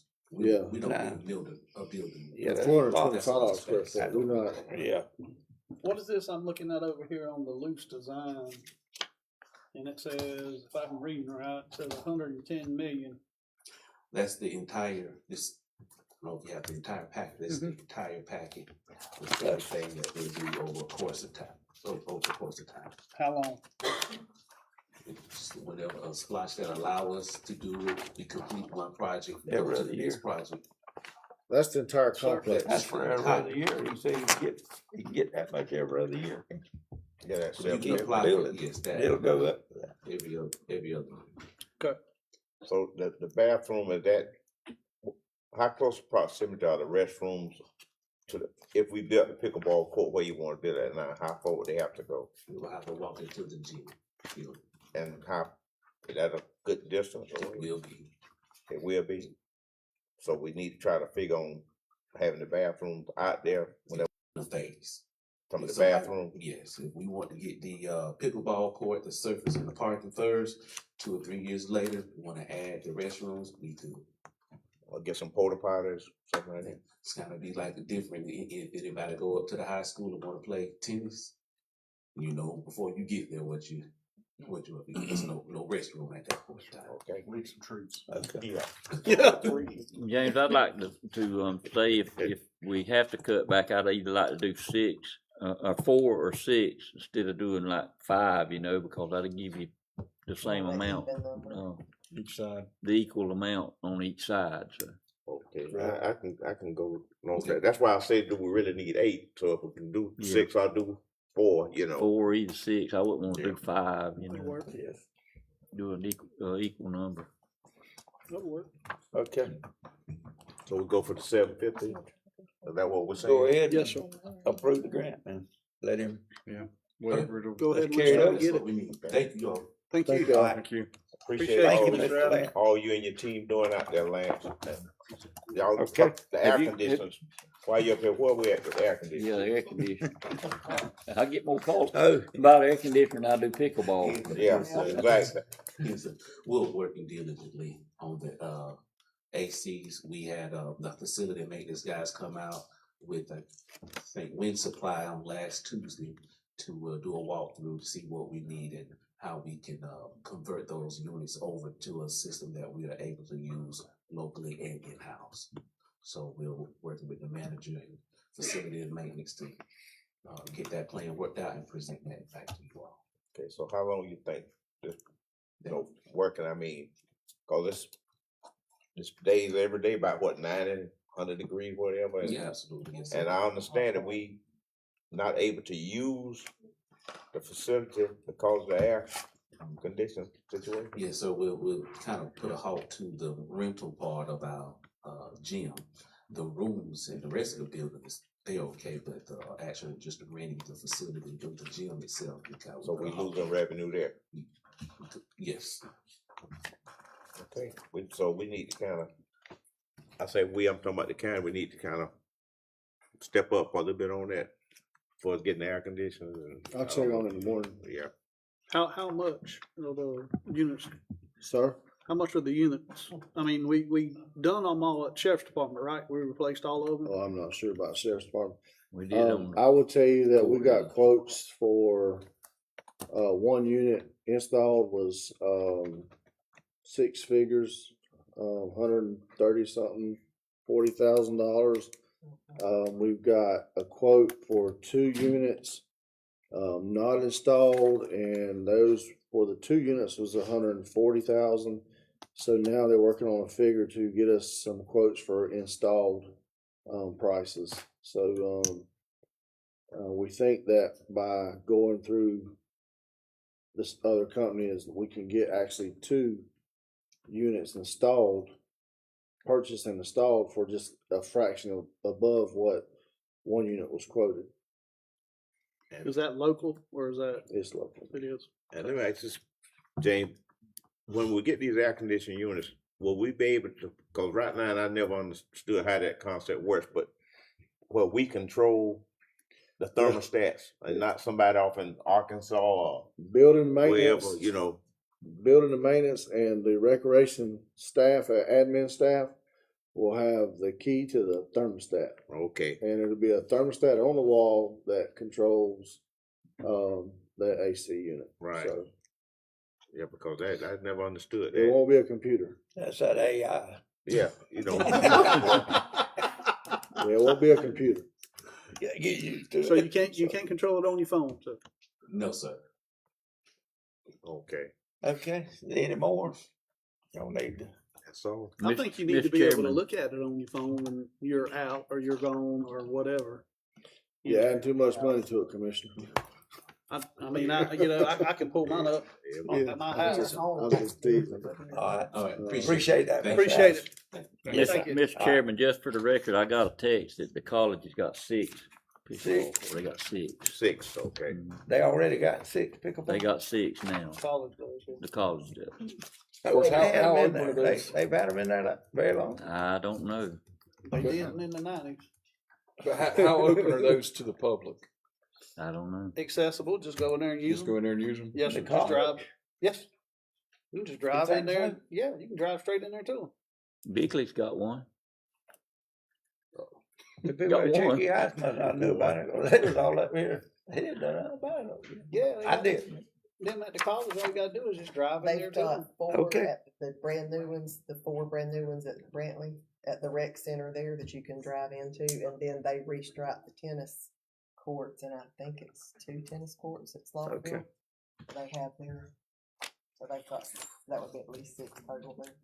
And the one that Brent, they just built those. Not The too long 4 ago. they did, I think they built them last summer, last fall sometime. All right, let's move that over. Let's go to G. Discuss road projects for the 2027 LMIG funds of $1,344,927.82.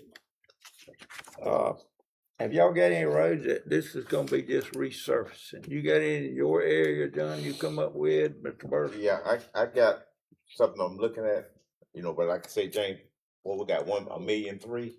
Million, yeah, you Yes, got sir, $1,344,000. then- Then 44. our portion will be, This, 130, so to bring it up to, 1,004,079. And I think, you know, I think a while back we were saying that sometime to get more bang for the buck, we can, if it's a lot of shorter roads that maybe need resurfacing or whatever, to do those versus, you know, doing one that's gonna soak up the whole amount, you know, just one road, if we can. James, I'd like to look at that Neighbors Drive while we in this same area out there, if it's possible. You know, it's a pretty bad shape. which one? It's Neighbors Drive. It's off of that Sand Hill Farm Road. Yeah. I don't know how long it is. But it's not Okay, very no. long. You got some, Mr. Burke? Yeah, I'm looking at some, I got a map there at the house, but, right now you just want to know if we have any, Well, I mean, Well, the quicker we can get a set of roads,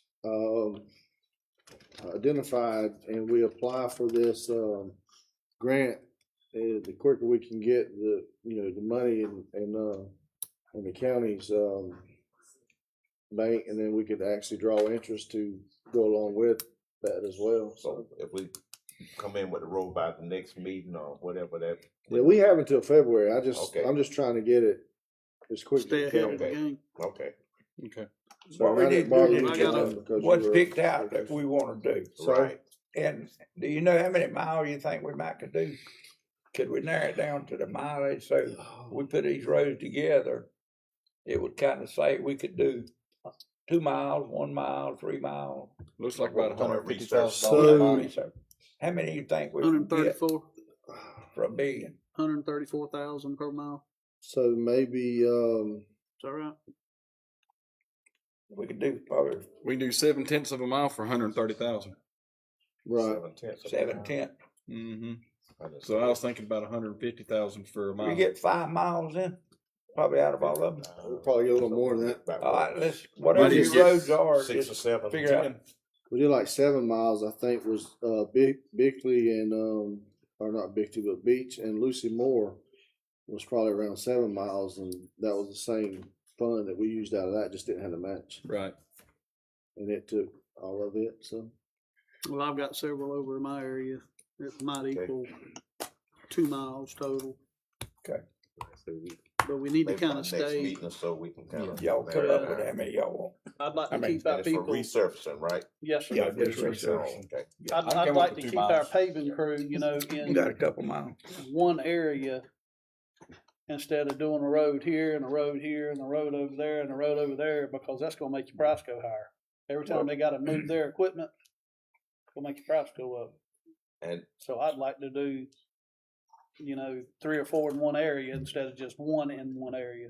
And I will say that, you know, we're trying to get some more prices, but, there may be is a box culvert that the, wing wall has kind of separated and it's leaning out in Manor. And, DOT's identified that we need to fix that, so, we may need to do that. And we got a quote on it and it was, somewhere around 80,000, to fix those, but we're waiting on some other quotes now to see what we can. that's on a what? On a canal? A wing wall, it's a creek, it's, Creek.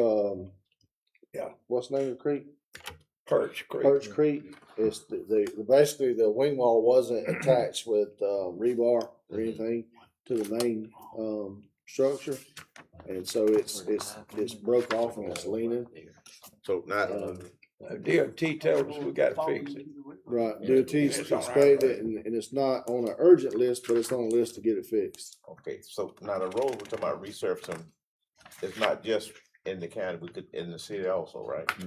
No, we can't resurface in the city. They we can can't anywhere We you, can anywhere the resurface in the commission city. agrees Oh, to. we can do the city ones too? Yeah, Cause that's Okay. inside the So- county. right, we can resurface something that's in the city, just like we did, Sycamore, we did, that Reynolds Street, you know, we Yeah, resurfaced yeah, those. we did do Yeah. something. So, I think the city needs to pay for theirs and we pay for ours. We got, 300 plus miles of dirt road still in the county. yeah, When the but you city's know, got less than 2 miles of dirt road. but you know, the people in the city, they pay county taxes too now. Well, County And people don't pay city The, taxes. the other step to this is I would ask the commission that we, continue to use statewide for the LMIG on this one, because they help us out a lot on getting those done, so. Y'all just come up with the mileage that you want. Right, Probably not over 2 miles each. okay. You can go up probably about that much.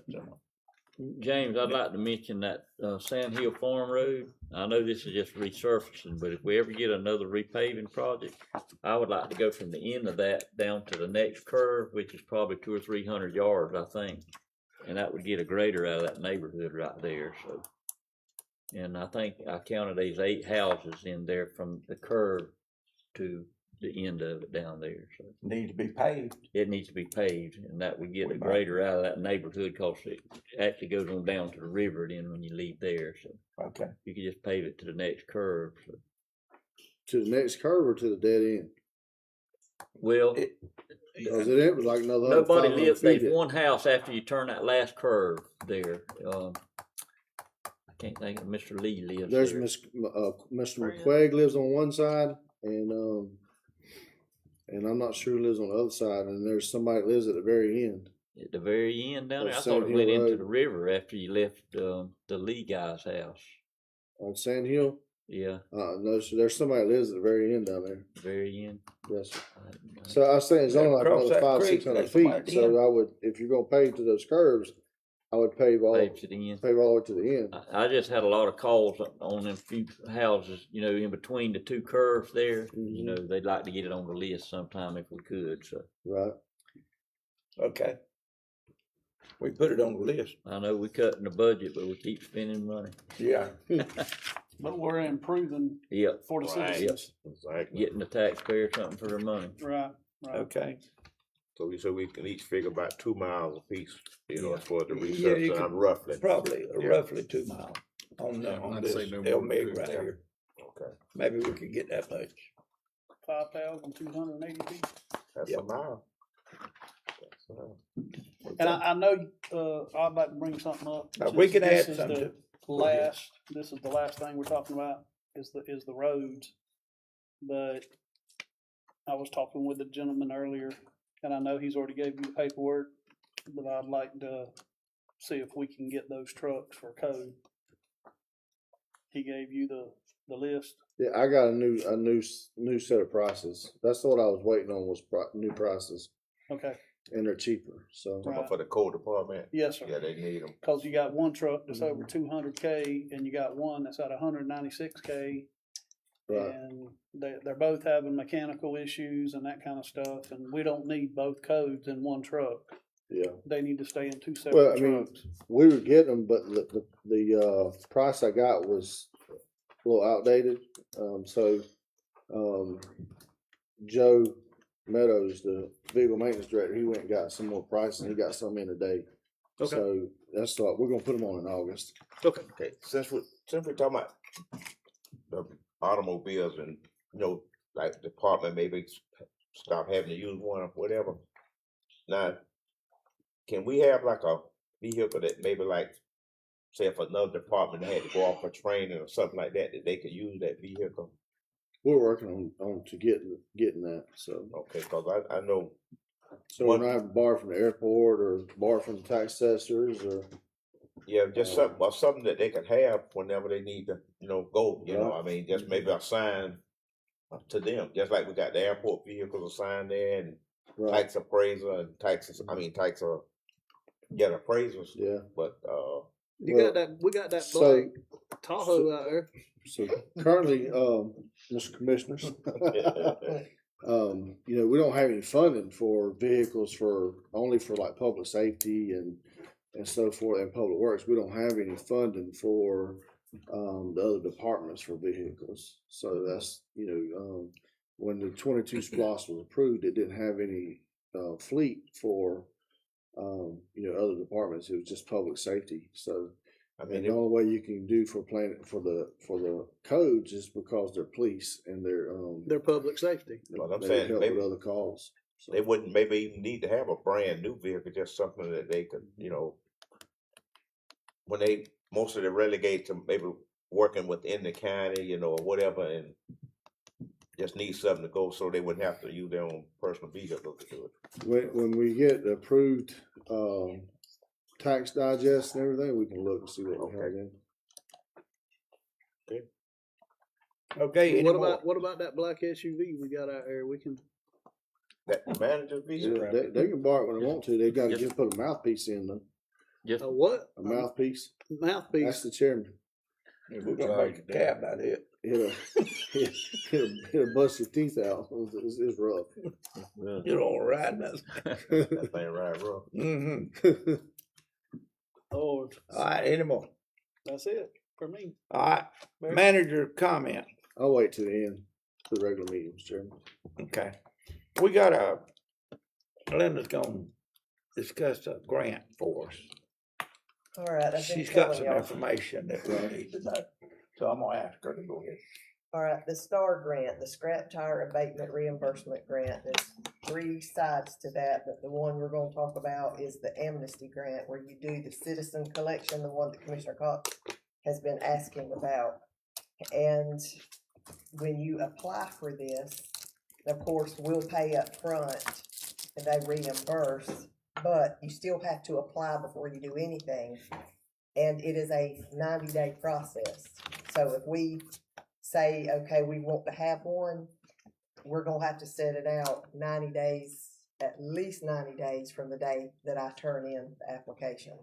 So we're talking probably the earliest would be the first weekend in November, maybe, because from right now, 3 months out is middle of October. You have to have an approved hauler and an approved place that you take it. I've already done that research. There is a processor in Baxley, and they are also an approved hauler. And I mean, I've looked at that, and that's the easiest, most cost efficient. I've spoken with him, and I've gotten an email back that I told you I was trying to get a hold of with EPD. I have been told you've got to have an approved collection site. She said as long as we have, I've got her email here. She said I don't have to get a permit for the storage site. We just have to have with our application, a letter on county letterhead that tells how we would store and secure the tires. So basically, when we come up with a date that we say, okay, on this Saturday, we're gonna allow citizens to bring in tires, that we will have them stored on this site, covered with tarps, because you have to, and this is the way they have it listed, all scrap tires shall be stored in a manner that controls breeding and harboring of mosquitoes, rodents, and other vectors, such as under a roof secured with a tarp, or in a manner to prevent water accumulation. So, you could have them out in the open, maybe something cover them, you don't have them for very long, and they will reimburse you for up to $75,000, and you can have more than one event. So if we did one, say in November, we might not use the $25,000. We can apply to another one in February. Might use another $25,000. Have another one in May. You can do $75,000 in one for the state fiscal year, which is the same as ours. But they just, for the semantics, they will reimburse you up to $4 per PTE or passenger tire equivalent. And this guy from Baxley can explain more of that. And when you apply, like I said, that you have to give them 90 days before the event. You give them the event date and an estimated number of tires that you think you might collect, and the cost estimate, which they would help us with, and then we have to give them their permit numbers, and then tell them where we would store. And who knows how many we might would collect, but he told me and I wrote it down right here, he collects them in a 26-foot box truck, which will hold 400 tires. That's what he told me. 26-foot box truck will hold 400 tires, and that's $1,000 to hold that. He said some counties think they want to haul their own, put them in a dump truck, we'll take them over there. He said you won't get but about 100 tires in that. But just one little thing, he said he went to one time, and you really don't know. You may think you're going to get a lot, may not get another, but he said a little small county he worked on, and I'm not sure how many days they held this thing. They had 30,000 tires. Shut up. I can fill up one of them on the way to my house. He said, but you could tell they had them stored in the back of the field. He said they had dug them up. You know, it was not like a company that brought them in. It was, you know, somebody that had been dumping them wherever for years. That we have to have them in one certain spot. We have to have a collection site, and we have to tell them where we're going to collect them. Like if we use the public works yard, and we do have to submit pictures of the event, all of that. I've already got it set up on the portal, so all we have to do is kind of determine when we want to do it, and kind of go from there. Okay, go ahead. I got a question. Now, on these tires, this just for people residential, I mean. Right, it you is can't not have a tire commercial company tires. to bring all their tires out. No, Okay. no tire company. No. Okay, cause it's just like about the event about the trash stuff, you know, what we talking about rolling out. Right. You know, we don't want people just to use that as a way to, you know, get rid of all their stuff, you know.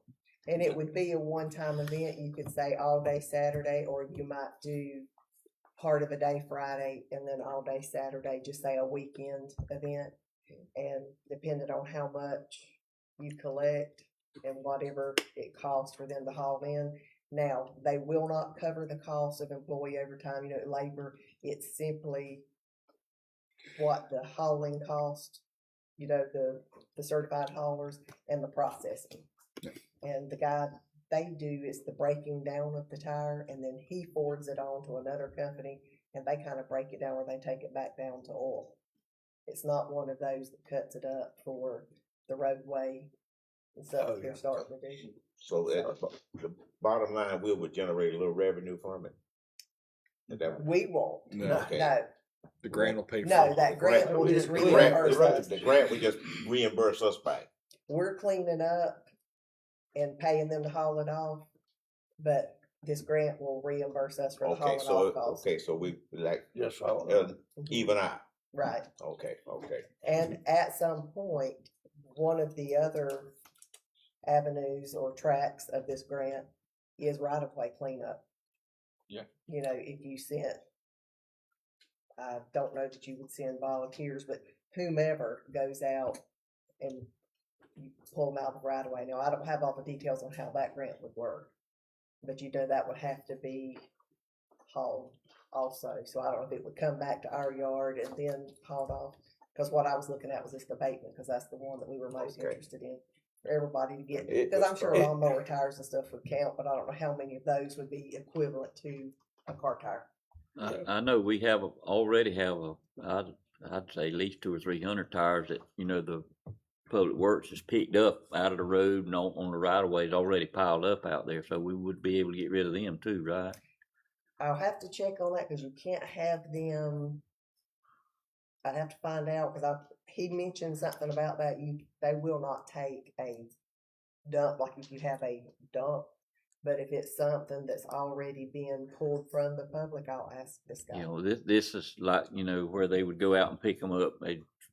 Where people would dump them side of the road, they'd have to go get them. So right, it's not like it's tires we pulled off of stuff. Yeah.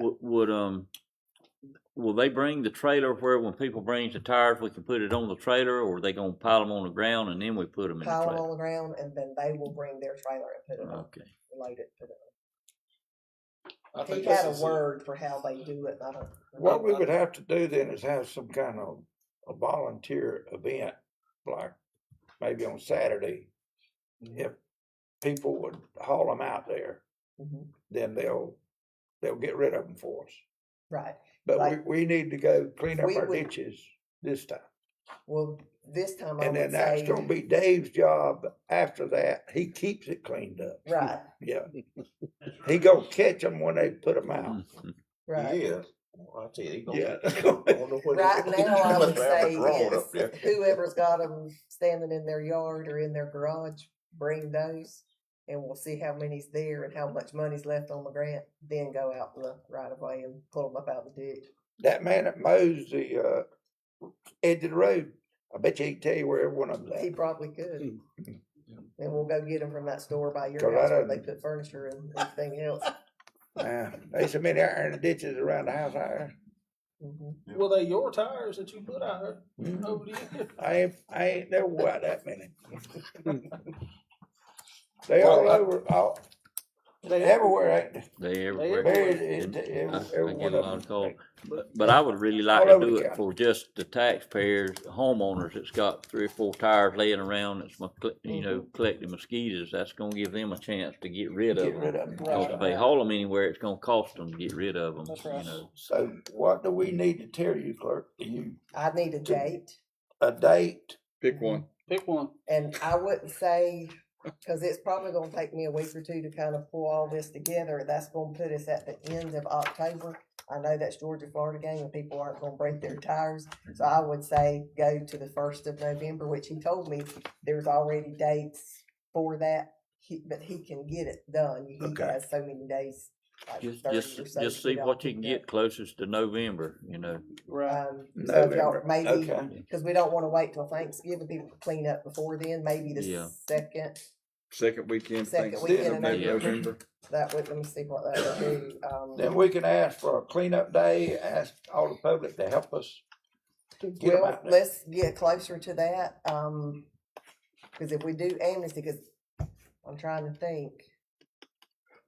With the right of way cleanup, we don't want to call it that, because that's not what I'm applying for. I'm doing the amnesty, which is That means if you let got it them in your bring it. Now, yard, if they pick it up you out of can the ditch, that's throw it in one your thing. truck and take it out there. Right. Yeah. But that's not where we would all go out, clean up all the ditches. If they had one in front of the house and ditch, pick it up, that's one thing. But that would be November 14th would be the second Saturday. Second Saturday. Sounds Let's fine to shoot me. for that one then. Y'all satisfied with that? That sounds good to me. If we can get people, cause everybody's gonna probably wanna get rid of them tires. Yep. I A lot know of people. a lot of people got them laying around. You have any idea how many tires you think we might get? First go around, 10,000. I might get- 12,237. And I will tell you this, when he told me that 30,000 tires, so I did the math on the 30,000, divided that by 400 a load, that was 75 loads at 1,000 a load, that was the whole $75,000 grant.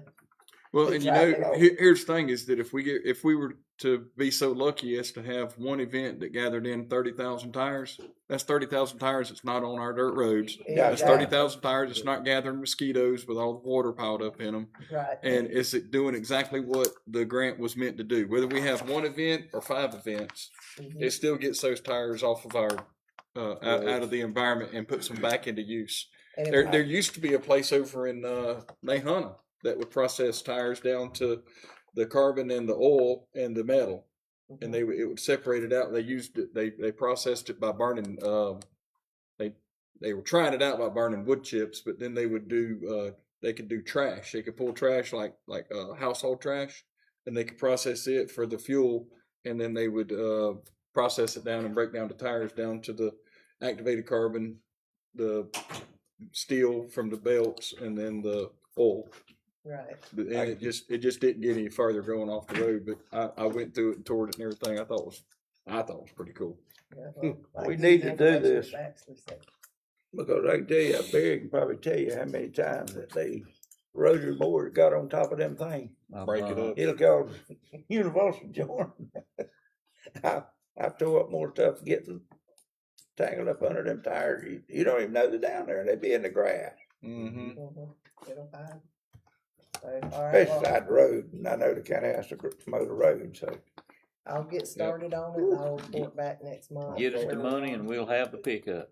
Thank you for doing this, because this is going to be, I think it's going to be a very good project for Well, the county too. There's get money behind. out there if we just find it, and I've sat through this webinar twice, but this was at the first of the year, and there's been so much going on, so Yep. we're right here just thank in you. the new part of the year, get state money, so. It'll be something good for the taxpayers. Yeah. We'll Okay. be able to get rid of something. So it'd be November the 14th, what we gonna be That's what we'll tentatively shoot shooting for, for. yes, sir. November, okay. November Good to me. 14th, okay. All right, is any more I don't have anything. commission got anything? Not.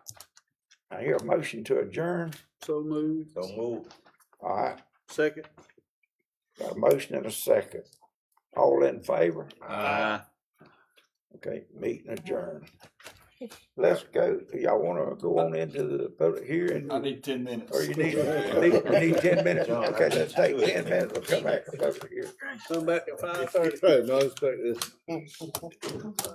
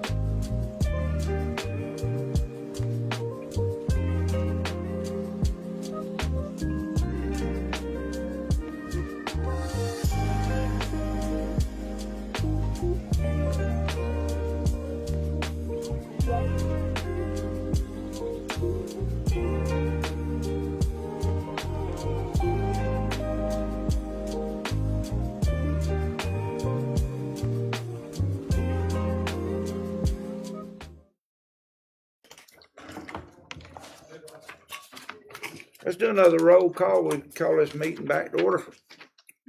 Mr. First? Present. Mr. Tindall? Here. Mr. Lucas? Here. Mr. Cox? Here. Cheers here. Okay, this is Ware County Board of Commission zoning, the public hearing, excuse me. This is a public hearing for rezoning. I'm gonna ask Dustin if he would to come up here and explain it. What we, Just to clarify, which item was this for? The rezoning or the text amendment? let's see, ours says rezoning first. rezoning. That's good. The rezoning text amendment. Yeah. Is it the off-road motorized vehicle park one? Yeah. Okay. Yeah. I was just making sure which item we were on. All right, so Let's see. basically, this is a request to add in some text as far as our permitted uses and conditional uses regarding off-road motorized vehicle parks. So that'd be stuff similar to what you see over at Fat Daddy's across the river over there. A couple of them over in Pierce County as well, but we didn't really have a use that was clearly defined for this. So we were just trying to put something into the text so that we would have that in there. Essentially, And you've got a copy of the proposed text in there. Right, It's a yeah, definition for off-road motorized vehicle parks. Also mentions that this term shall not include, public streets, roads, highways open to lawful vehicular travel. Says that temporary events conducted pursuant to a valid special event permit, and not exceeding the duration limitations established by this code, or commercial automobile racetracks, speedways, primarily designed for paved surface motor vehicle racing. So we're basically accepting out those things. So those are not included with this. And the public streets thing is to clearly state that, hey, you're not supposed to be driving these off-road vehicles on our public roads. So we're looking to add into section 703.2 as a conditional use. Actually, that seemed to be a typo on there. I apologize. That was supposed to be a permitted use, not conditional use. A minimum parcel of 100 Yeah. acres. In the text, it has it as a conditional use, but hey, we can do that as a conditional as well, either way. But it was presented as a permitted use, yes. Basically, minimum parcel size of 100 acres for riding trails and 20 acres for competition style racing facilities. So it'd be like if they want to have a dirt track or a motorcycle racing track, for example, they would be limited to having to have it at least be 20 acres if they want to just do something compact like that. Right. It's also says that riding areas and tracks must be at least 300 foot from residential properties. That's trying to keep back some of that noise or people wandering around near people's properties. And also calls for a 100-foot vegetative buffer for properties adjacent to residential properties for the purpose of visual and sound dampening. Most of that can be accomplished just by having it, just plant pines, vegetation, general forest type stuff out there anyways. So a lot of times they can catch that just through that. But again, that keeps that noise and whatnot down, so it's not bothering the neighbors. Yep. Okay. It's pretty much the same thing for A agriculture. We're requesting that as a conditional use for A agriculture. And that's to allow the public an opportunity to speak. If somebody's wanting to develop one of these, the neighbors have a chance to have their say on it. Okay. So. Okay. So, any questions on it? Anybody got any more support of it? Well, you got a lot of people out there that use it and have fun and, and to make a point on it, I know I'm satisfied that there's probably some people out there that have been hurt, but you don't hear about it. I haven't heard about any bad hurts, out there, but I know he's got to have insurance, and all that kind of stuff on it that covers that kind of stuff because it's on his property. And we're not trying to discourage people from doing these things. We just want to have something in the books that actually refers to that. That covers us. Yeah. This is sort of a requirement of what you're asking to do. So anybody could do one. But it's got to follow 703.2 in the condition. Yeah, it's got to follow the rules set forth in here. Okay. That ain't bad. All right, any more? But is that one out there, is it 20 acres? Don't remember the exact on that right offhand, but Which one? Fat Daddy's? Fat Daddy's About 400. Yeah. It was a big one. You got a big, you got a big piece of land. Yeah, it may not be quite as much, but it's big. Yeah. Well, I mean, I was thinking about just like where I call it the sand hill. That's where they just get out and ride on that sand. That looked like 12, 15 acres. No, that's more than that. Too. Way more than that. Really? Yeah. If you go back behind the hills. Just right here on the side of the road, it's probably 50 acres. 224 acres is what it says on the Pew Public. So, Fat Daddy's? Probably 224 acres. That's just on one side. That's of the road. on one side. On the other side, on the other side of the road too. Yeah, I was saying they got some there too. Another 219, 20 so acres. That's on the other 450 acres right there. But it'd be some people So they got out quite a there bit that to work make with. They bring in a lot of business. Okay, We need to go put us in Jiffy store out. we got anybody oppose it? Too busy. Have anybody oppose it? Anybody? Okay, carry it over. Y'all ready? Okay. All right, let's go to the next one. This one is the Ware County rezoning resolution text amendment. Okay, Is this for the other text amendment, or is this? It is. Poultry. Poultry. Okay. wait, let's see, So this was following up on a request from the commission a couple months ago. We had the rezone request for that one property that had a number of poultry and whatnot over there. And it was asked at that meeting if we would look into bringing in some sort of ordinance or whatnot. The one from the city of Waycross got specifically mentioned, so that was actually the basis for this one. We basically pulled over the ordinance from the city of Waycross. And you got the proposed text as presented in there, but I'll go ahead and read off the main thing. This is section 701.2 permitted uses. So this is for all your residential, well, at least for your main residential, R75, R50, R90, and so on. Let's see, RS as well.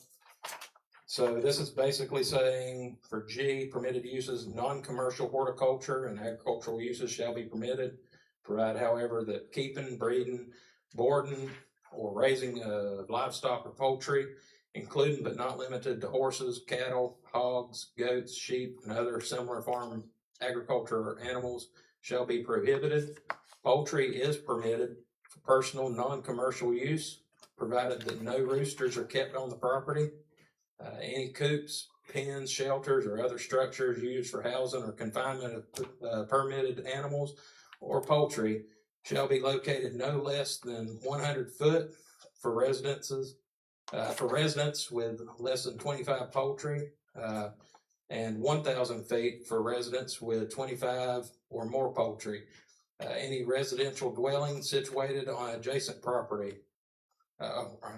From any residential dwelling situated on adjacent property. Provided, however, that such setback requirement shall not apply to the residential dwelling located on the same property as or occupied by person maintaining the housing, or maintaining or housing the permitted animals or poultry. Coops and outdoor runs must be placed at least 100 foot away from any wellhead for domestic consumption. So basically, if you've got less than 25 chickens or poultry, you can have them. However, if you're going to have a coop for them or pen for them, it's got to be kept at least 100 foot from any neighbor's house, any residential house, I should say. And if you have more than 25, you've got to have the roost, coop, pen, whatever you want to call it, at least 1,000 foot from neighbor's residential house. And the no roosters part, that's to keep some of the crowing down because the noise is an issue with a lot of folks. As far as the 100 foot for the wellhead, that's just based on state law, just to keep water clean. So they can have chickens, they just can't have no roosters? Pretty much. Yeah, and I mean, I understand the roosters are required for reproduction, but I know that's still folks like to have the producing eggs roosters either out there way. to keep the snakes out too. yeah. But the But eggs John, won't since you be- mentioned that about the roosters, I told the last time they come here, I really feel like they discriminate against the roosters. I mean, do too. yeah, I mean, it's not fair. It isn't For a fair. rooster, I mean, you we're know, trying you, to. you have all these chickens out there, but can't have no rooster. Not even one. And like I said, this is just pulling straight from the city of Waycross's ordinance regarding those. So. is that ordinance, now that don't cover everybody, like, all over the place. So this is just for the residential Area. Yeah, so your R75, R50, and so on. The agriculture ones already allow that anyways. Yeah, we got So as long as we're agriculture, we don't have to worry. We can have as many roosters as we want. Yeah. I hope. I've got a few chickens. I don't have any roosters out there right now. I mean, but- you still have to keep them a distance away from the neighbors, of course. What if you have like 23 acres and, you know, your chicken pen's in the middle of that 23 acres and it's several thousand feet away and you got 2 roosters in there? Yeah. I mean, literally. You're making him do math now. I mean, it's just to rezone it. Huh? I said, if it's one that size, you might be better off just trying to rezone it to agriculture at that rate. Yeah. Okay. Agriculture, have what you want.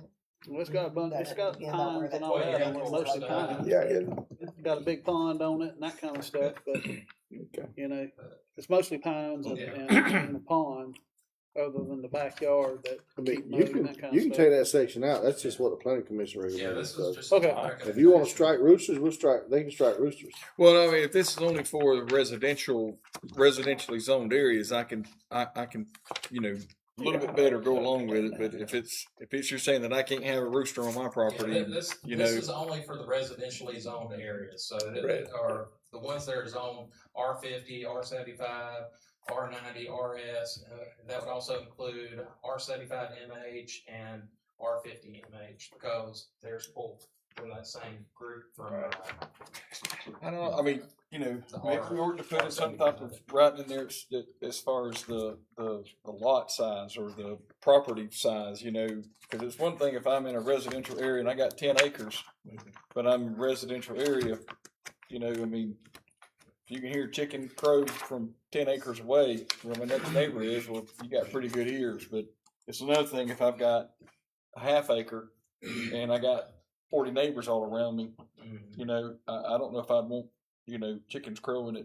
Although to be fair with the half acre, you may have issues trying to find a spot for the coop. Just True. because of the distance. Distance you gotta have. So just real quickly, what we can do is, I don't think this is pressing, is we can just kick it back down to the planning commission and then just, put an acreage requirement.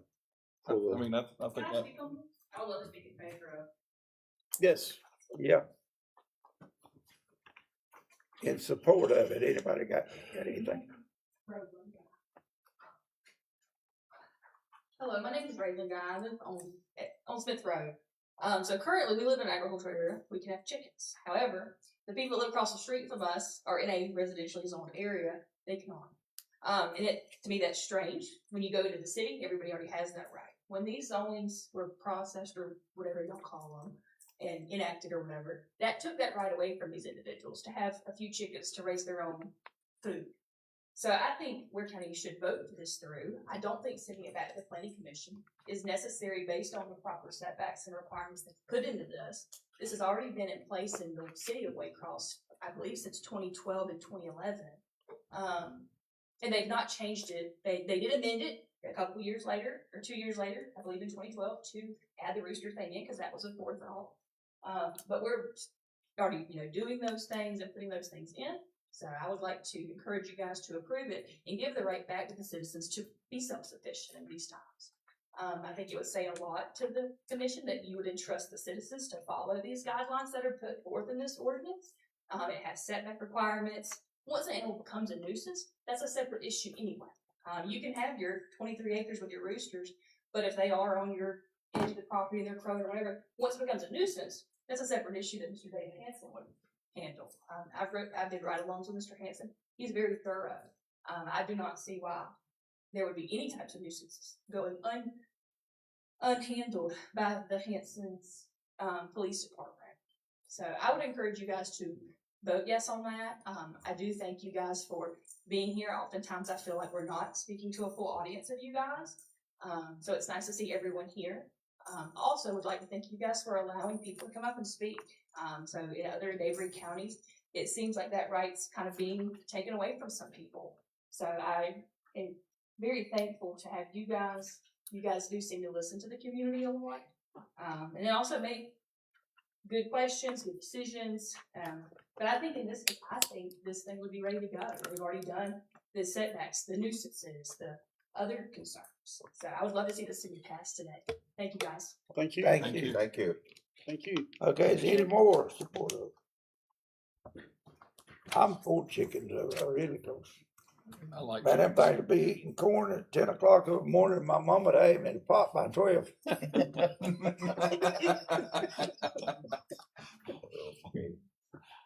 Hey, I'm not against having them at all, cause I love eggs and. Mhm.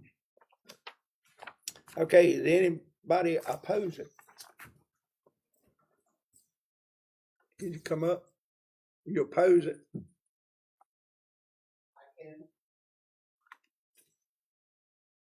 If you oppose it, yes, ma'am, you can come up and speak. You can come up.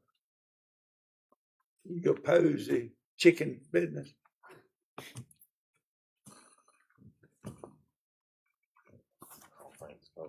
She never.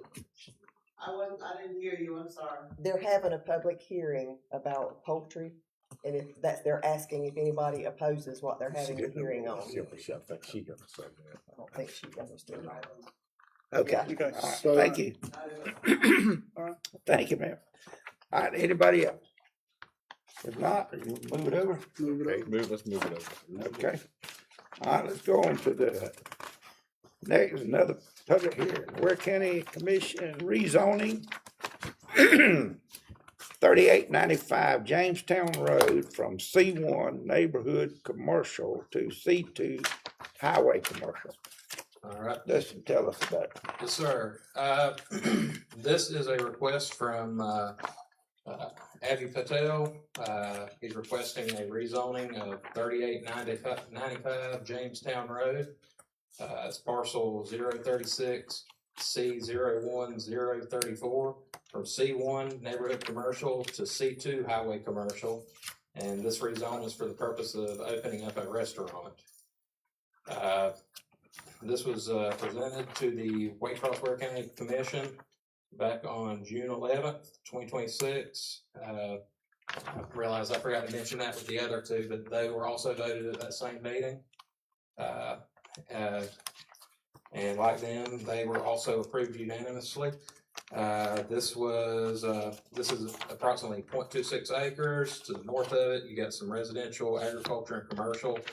So R75MH, R90, A1, C1, and C2, a little bit further up, because you got the Circle K a little ways up there. You've also got a little commercial piece over here on the other side. I'll zoom out just a bit so show them a little bit better. So A off in the distance, A1, whatnot. To the south of it, residential, agriculture, commercial again. So R75MH, R90, A1, A, and C2. That's going to be down here below it. To the east of it, residential and agriculture, you got RS and A1, so RS over here, A1 over here. To the west of it, you've got residential, agriculture, and commercial again, R75MH, R90, A, CDD, and C2. So sort of depends on how far you're looking at, but got a little bit right there is C2. But CDD also includes it as well. Ware County Urban Area Major Street and Highway Plan has Jamestown Road as a minor arterial road and Van Road as a minor street. Future land use has that listed as Rural Villages Character Area in the comprehensive plan.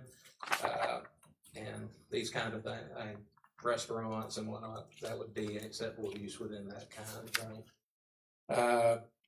For zoning history, originally zoned C1 back on September 5th, 95. Regarding any applicable regulations, C1 neighborhood commercial doesn't permit the use of restaurants. So that's the reason why. Public services, fire protection, EMS, and police protection are all going to be from out there at the industrial park off Harris Road. Physical characteristics, site's generally flat with about a 1 to 2% downward slope towards the east. Potential development, it could be currently used as zoned. It could be used for other C1 related uses. And we also have a copy of the adopted Ware County rezoning standards, as well with it. We also have a couple of maps in there that basically show pretty much what we were showing there. And just to give you an idea, I went ahead and pulled it up here. This is what the property currently looks like. They're looking to remodel and turn that into a restaurant, basically. What kind of business was that there? It was a convenience store store. years In ago. the past, a Is that convenience store, and then it became a gun shop, and now it's Yeah. looking to be converted into that. They've done a lot of work to it, make it this presentable. No, It was vacant for a long time whenever I lived out there. it was storage, like. I Storage think for a Circle K cabinet or- shop, I think, or Yeah, either Flash Food Mill, Flash owned it, just Foods had a storage owned it or for- something, yeah. Yeah, and so I'm actually glad to see it's gonna be potentially used for something, you know, They've done a lot of work. of use, you know. Yeah, up until probably, see, that was from last year or so. They've actually done some work on it since then. They've put in new windows on the front of it. It's actually looking a lot nicer than it did before. So. Yeah, because it was pretty much an eyesore whenever, because I lived down that road whenever I first got married. Yeah. Yeah, I think another thing too, like I say, in addition to it being fixed up and enhancing the building, it's not a restaurant out there. No, sir, it's not. No restaurant out there. It's not even a restaurant out there, so I think that's a plus right there, you know. What type of restaurant is it gonna be, Dustin? You know, is it Soul gonna be? food. Oh, huh? Soul food. Soul Basically food. southern food. type Soul food. food. You know, It's gonna be buffet or Carry out's my understanding. Mostly carry out. takeout. So, cause I think say there ain't no parking room or that much. Yeah, there's not a lot of parking in that spot, but No. I think a good carry out spot would be. Soul food just to carry out. right, you know, collard green, Yeah. cornbread, Mustard, you know, turnip. chicken, oxtail, Oxtail. you know, all that good stuff. that building's bigger than DK's is. Oxtail. Pickle, pig That feet. building's bigger than DK. Yeah. DK's barbecue, and they do a pile of business. And Okay. with the upcoming road projects that are expected out that way, I mean, might be something to be convenient for folks. Right. It'd be convenient for me because I live out there. Now. There's not really restaurants over there if you count like the Circle K's over there. Right. Isn't there a barbecue I shack bet- out there just past Circle K? Or they They closed it? Yeah, Uncle Wayne. Okay. I bet you can get. Uncle Wayne's is over there on Augusta now. No, he closed that. He closed it too? Yeah. Mhm. All right. They probably have Thank you, goat nose in Dublin. Yeah, move it over. So move it over, Mr. Chairman. Okay, move it over. We didn't have anybody oppose it, did we? We have anybody oppose this restaurant? Anyone Okay. in regards to it? Huh? Okay. Move it over and. Move it over. Nobody opposed? Roll with it. Okay. I hear a motion we adjourn the public hearing. So move, Mr. Chair. Second. Got a motion and a second. All in favor? Aye. Public hearing adjourned. All right, Change a couple of things. y'all ready to Give go? me about 3 or 4 minutes to. Okay, we need about 5 minutes. John, 5 minutes. Hey, I was in the room. I was back there, talking to a constituent.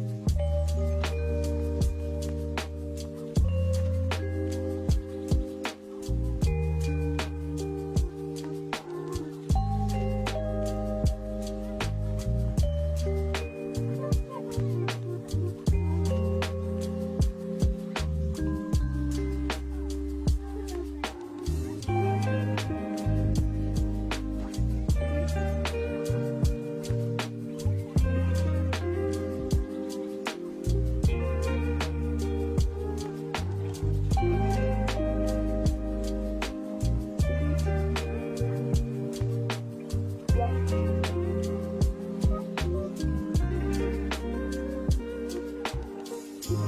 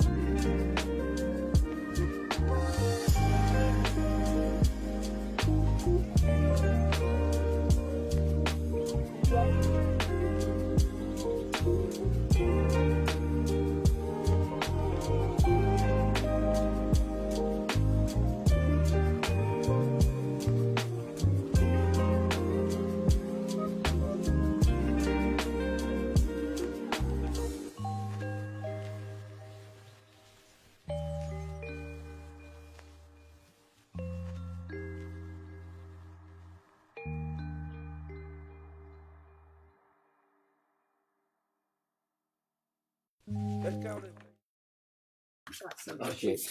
This is our regular meeting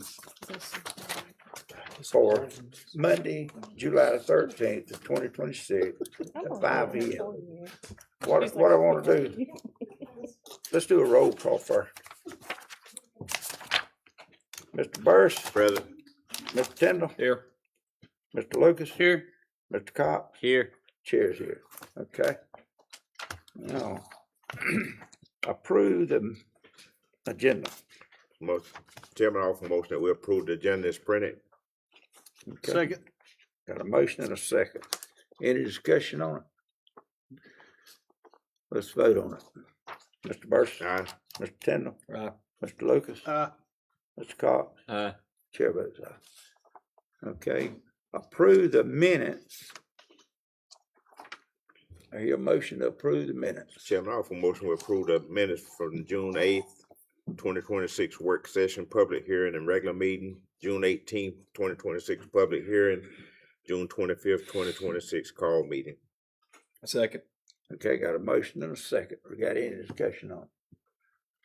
Not, let's vote on it. Mr. Burris. Aye. Mr. Tindall. Aye. Mr. Lucas. Aye. Mr. Cox. Aye. Chair votes aye. Okay. We have a guest speaker. We don't have anybody speaker, do we? Okay, let's go on to the agenda items. Appointment to the Land Bank Authority. Mr. Chairman, I move that we appoint Fred E. Lee Jr. to the Land Bank Authority. I'll second. Okay, got a motion and a second. Any discussion? Let's vote on it.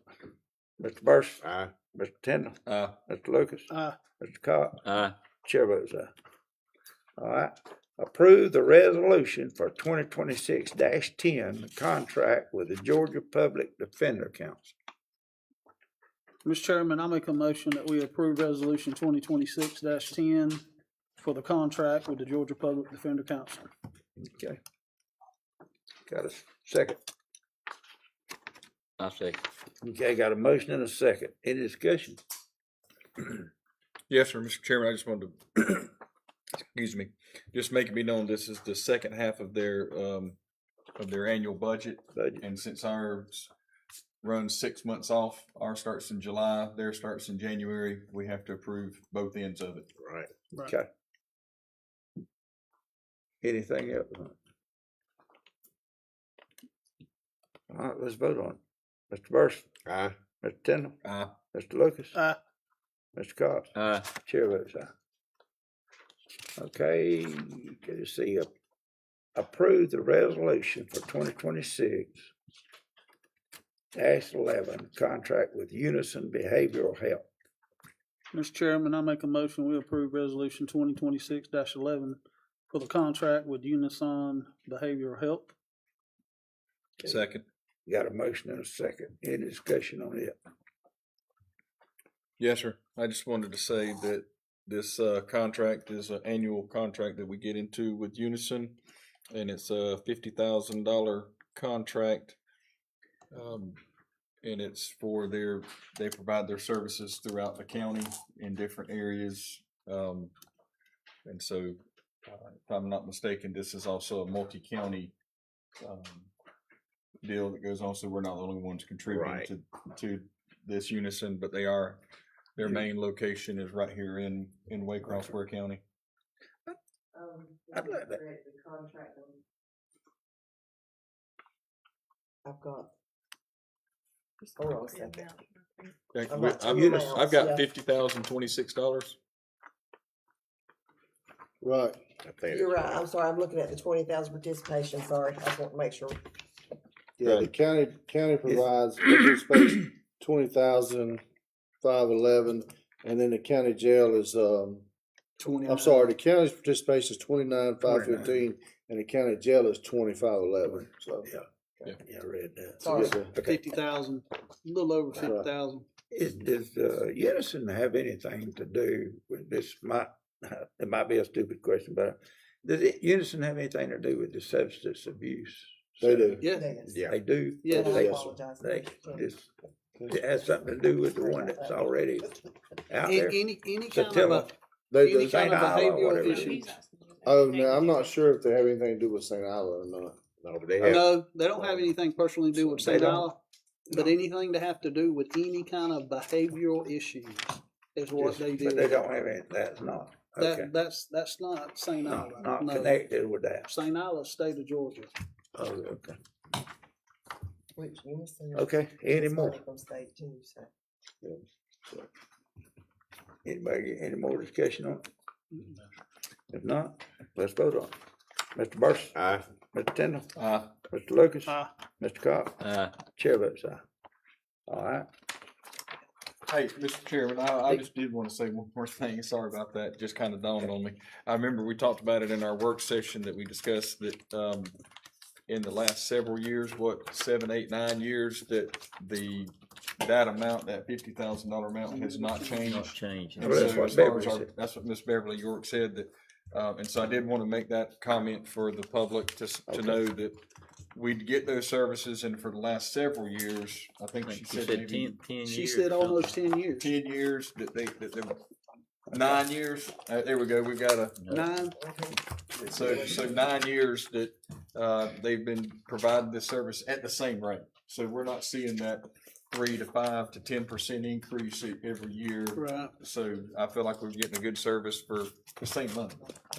But they're giving their employees Yeah, raises and very all seldom. that. Oh, absolutely. And those employees are the ones that's doing this for us. That's right. Not very often anything don't change like that. It Right. stays the same. Okay, did we vote on that? Yep. Yes, sir. We done voted it. Okay. All right, any more? Thank you for that, John. Yes, sir. Okay.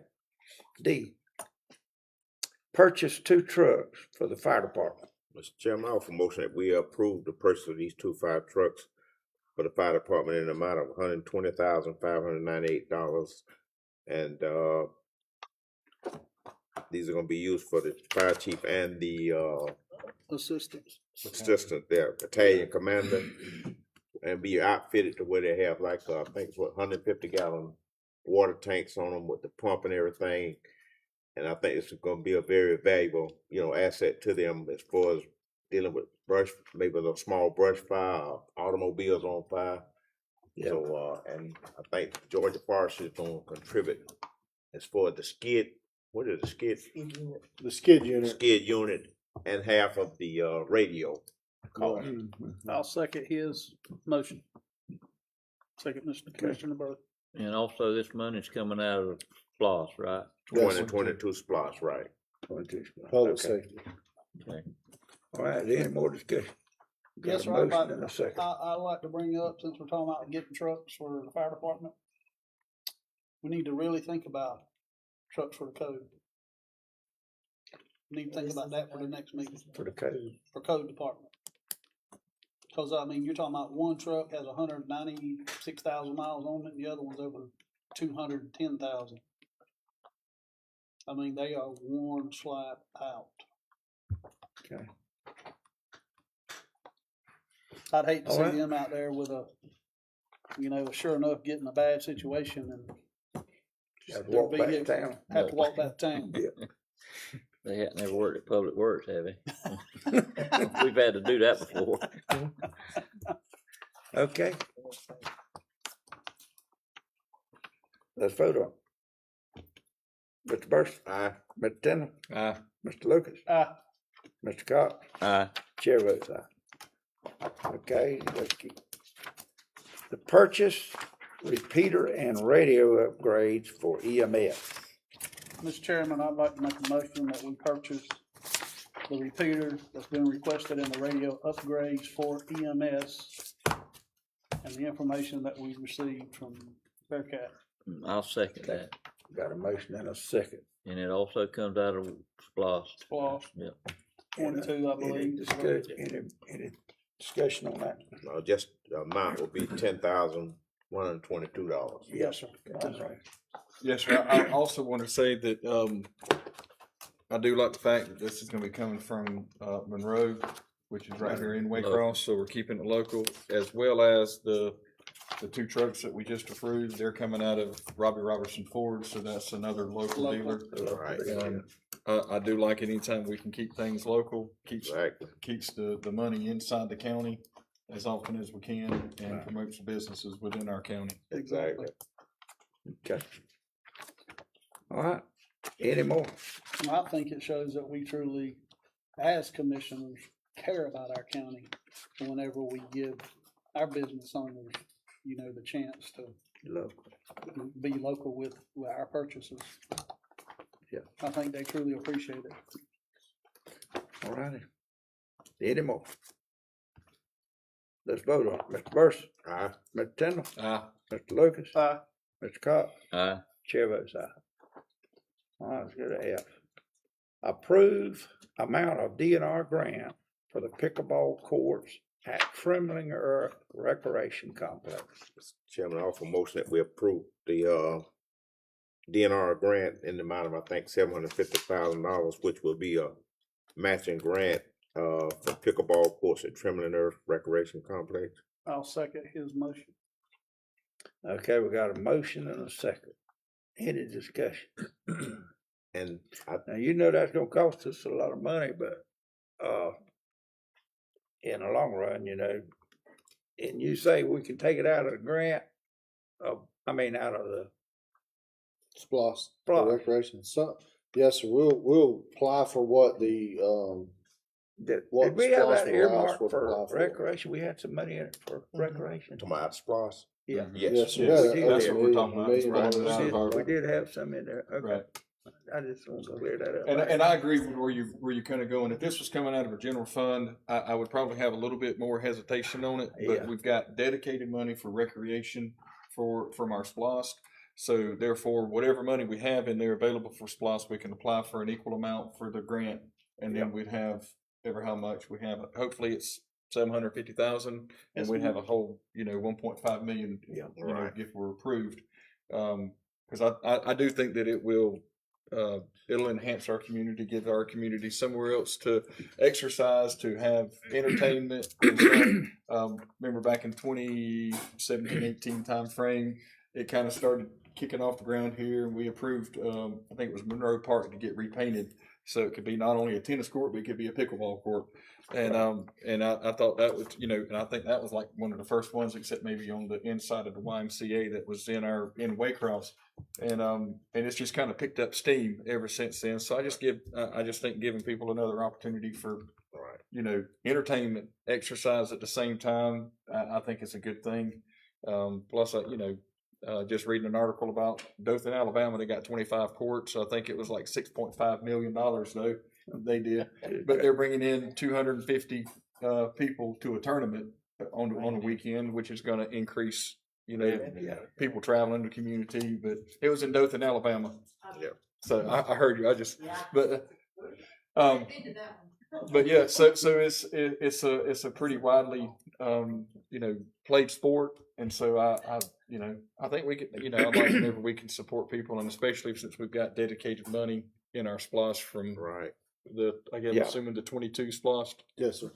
That's right. They voted for us to have that 1 cent. That's So right. We, That's right. We want to give back. Yeah. What we can. Well, because if we don't Well, use it for recreation, then it's going to sit there. Yeah. Right, Yeah. that's right. 'Cause it's got it. And that was back in 22, and so if it's there for the use, then that's what we voted on for it to be used for. And it needs to be used for that.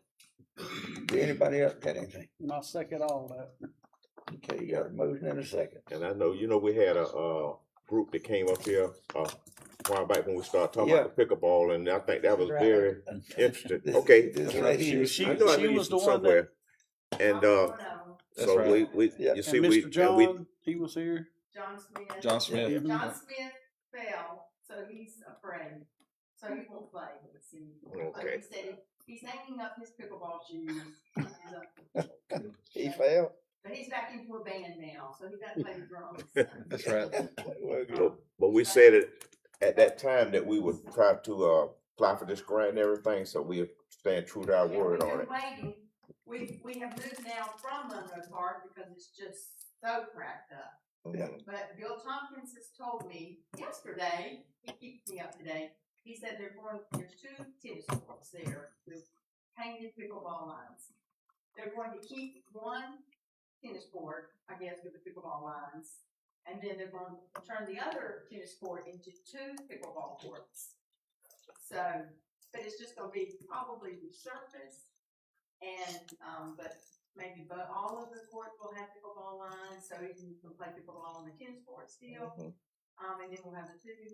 But if you're just resurfaced, it's going to be just a matter of time. Like at the college, they just completed 6 pickleball courts. They took out 3 tennis courts and put in 6 pickleball courts. The middle ones, the 2 middle ones, have a crack going from one fence to the other. So that was just the other day when they opened up those pickleball courts. Okay. So you guys, from the ground up, it'll be fine if it's crimson up. Right. It'll be brand new, not resurfacing over cracks. Okay, thank you. Yeah, we can't do that. But I want to say that, we play at the college now, but on weekends, we are getting people from Alma. We're getting people from everywhere coming over and play. So out of those, they had like all but maybe 1 court not used Saturday morning. There was 5 Okay. football courts. All right. Thank you. That'd be good. Good. All right. Is there any more? All right, let's vote on it. Mr. Burson. Aye. Mr. Tindall. Aye. Mr. Lucas. Aye. Mr. Cox. Aye. Chair votes aye. Okay. Let's go to request to amend Article 3 and 7 of Ware County zoning resolution, off-road motorized vehicle park. Mr. Chairman, I make a motion that we request to amend Articles 3 and Article 7 of the Ware County zoning resolution for off-road motorized vehicle parks as presented. Okay, I have a second. Second. I got a second. Okay, any discussion? Mr. Chairman, I just want to make it be known that this is just putting some wording to in the off-road motorized vehicle parks to make sure we have something in there to protect the residents around it, properties around it, yeah, and to make sure that it's on proper sized properties, things like that. Not to keep people from having a off-road park, but to just put some guidelines around it. I'm glad that's in there too. I think it was 100 acres. 100 acres for like an off-road riding, but then okay. 20 acres for racing. And the one If you we didn't, got, everybody'd be wanting one on 5 acres, you That's know, right. and you'd have him a little place. Motorcycle, dirt tracks, motor. Yeah. like the one in Alma, Yep. Or go-karts. Potentially. Yep. I guess it depends on if those are on a paved surface or not. Okay. yeah, that I one. know in at one Alma's all time, dirt. didn't we have somebody come up here having a racetrack right around their house and with motorcycles and they had you remember that? Yeah, somebody was complaining Yeah, about they- doing it the They had to neighborhood. stop it. Yeah. Wasn't it, James? Some citizens were riding their motorcycles around their house in their yard, Yeah, and some Loud. neighbors complained. neighbors complained about it. So I just wondered, I want to make sure that this clear that we letting something like that happen. No, sir. No, sir. It's got We, to we be, don't want that stuff to happen, do we? got to be a minimum. Be a completely separate type of situation. Okay, That would be a nuisance condition Right. that you'd have to handle, yeah. all right. So we got it in this code. It's got to be a minimum of so many acres. And, Yes. Yeah. It's written in the text. okay. And So we just to gotta- clarify, the C2 portion of it, that is for permitted use, not conditional use. Okay. Any more discussion on it? All right, let's vote on it. Mr. Burson? Aye. Mr. Tindall? Aye. Mr. Lucas? Mr. Cox? Aye. And the chair votes aye. Okay. Let's go to 8. Request to amend Article 3 of Ware County zoning resolution, poultry and residential zones. That's Article 7, I believe, Chairman. Yep. Mr. Chair, I move that we approve the request to amend Article 7 of Ware County zoning resolution, poultry and residential zones. I second. Okay. Got a motion and a second. Yeah, I said that wrong. I see. 7. Okay, any discussion? Yes, sir. I just wanted to bring up that, according to Dustin, this is basically the mirror of what the city ordinance was or is, for poultries in the residential areas. And so we're just kind of going there, adding some language to it, and it, gives setbacks and, things like that for it. And so I think that, I don't have any problem having some chickens. Yeah. I've got a few myself. Yeah, I don't And know. no roosters. No. Old roosters. So there won't be no crowing at daylight. Hard time getting by. Or roosters. Yeah. All right. Any more discussion on it? No, sir. Let's vote on it. Mr. Burson? Aye. Mr. Tindall? Aye. Mr. Lucas? Aye. Mr. Cox? Aye. Chair votes aye. All right, now this is request to rezone 3895 Jamestown Road from C1 neighborhood commercial to C2 highway commercial.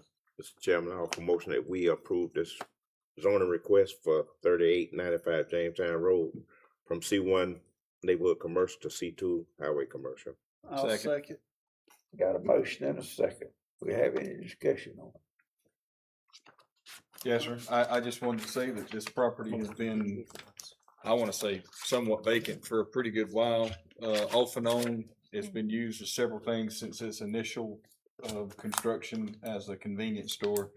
I think it's been a storage unit, it's been another shop of sorts, and I think that it's gonna, it's already enhancing the area because they've actually done some construction on it, remodeling and stuff. So I think that it'll be an asset to that area to have a restaurant in that area, and also for beautification purposes.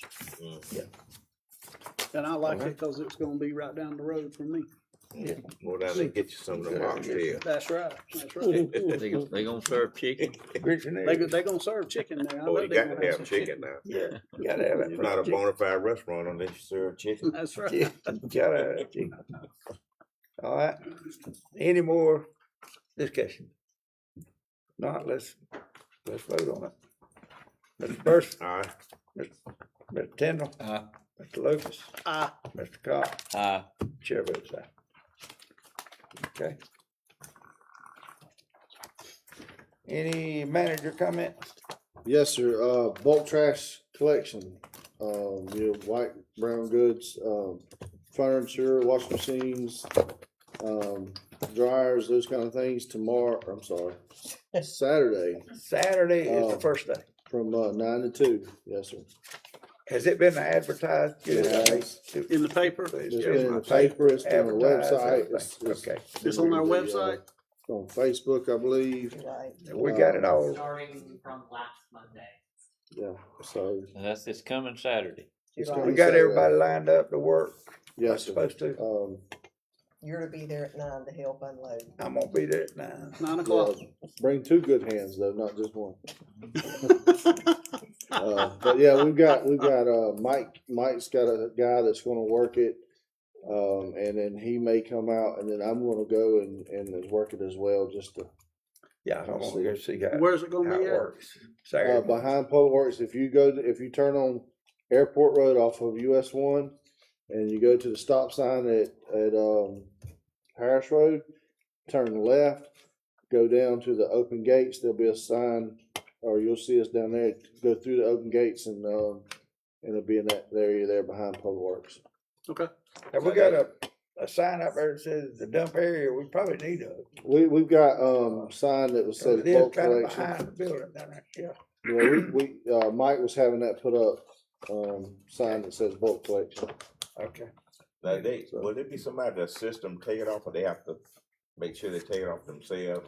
How does that work? We'll do what we got to do to help them get off, whatever. So yeah, I mean, it says that you pick off, you're to unload your own items, but I mean, we're not going to leave somebody out there that's not capable of unloading their own items. You want to make sure they unload at the right spot. Okay. Yeah. So. And bring your gloves too. All right. Any more? That's all I have to share. I've got one thing, with me being out and missing 2 meetings last month, I would like to thank the manager for helping me with minutes. He did, we kind of doubled up on them, but he did help me, and I do appreciate that. Okay. And also there is a housing survey on the WWDA website, and their deadline is Wednesday, and they're encouraging citizens to please go. They need more responses from the county, so they're asking for people to go to the website and fill that out. Okay. And that's it. And also, I was out for a couple of meetings, and boss man called several times, checked on me, see how I was doing, and I truly appreciate that. Yeah. Okay. Any more? Mr. Chairman, I want to say something. First of all, July the 4th was our country's 250th birthday, and I just want to say happy birthday, America. It's the greatest country in the world to live in, and I honor that so much. And also, a couple of days before that, on July the 1st, I just wanted to say that I celebrated 31 years of marriage with the love of my life. So, right. Congratulations. That's wonderful. Thank you. 31 years. Yeah. There's one thing I like to say. I know y'all know about Venezuela, but that was I know everybody. It's a bad thing that happened over there. Lost a lot of people. I think it's up around 4,000. Yeah, the last I heard was 3,000. I guess it's more. I think I heard something 3 or 4. Yeah. Come out the earthquake. Yeah. The 2 earthquakes. Yeah. Well, it's a sad thing. Okay.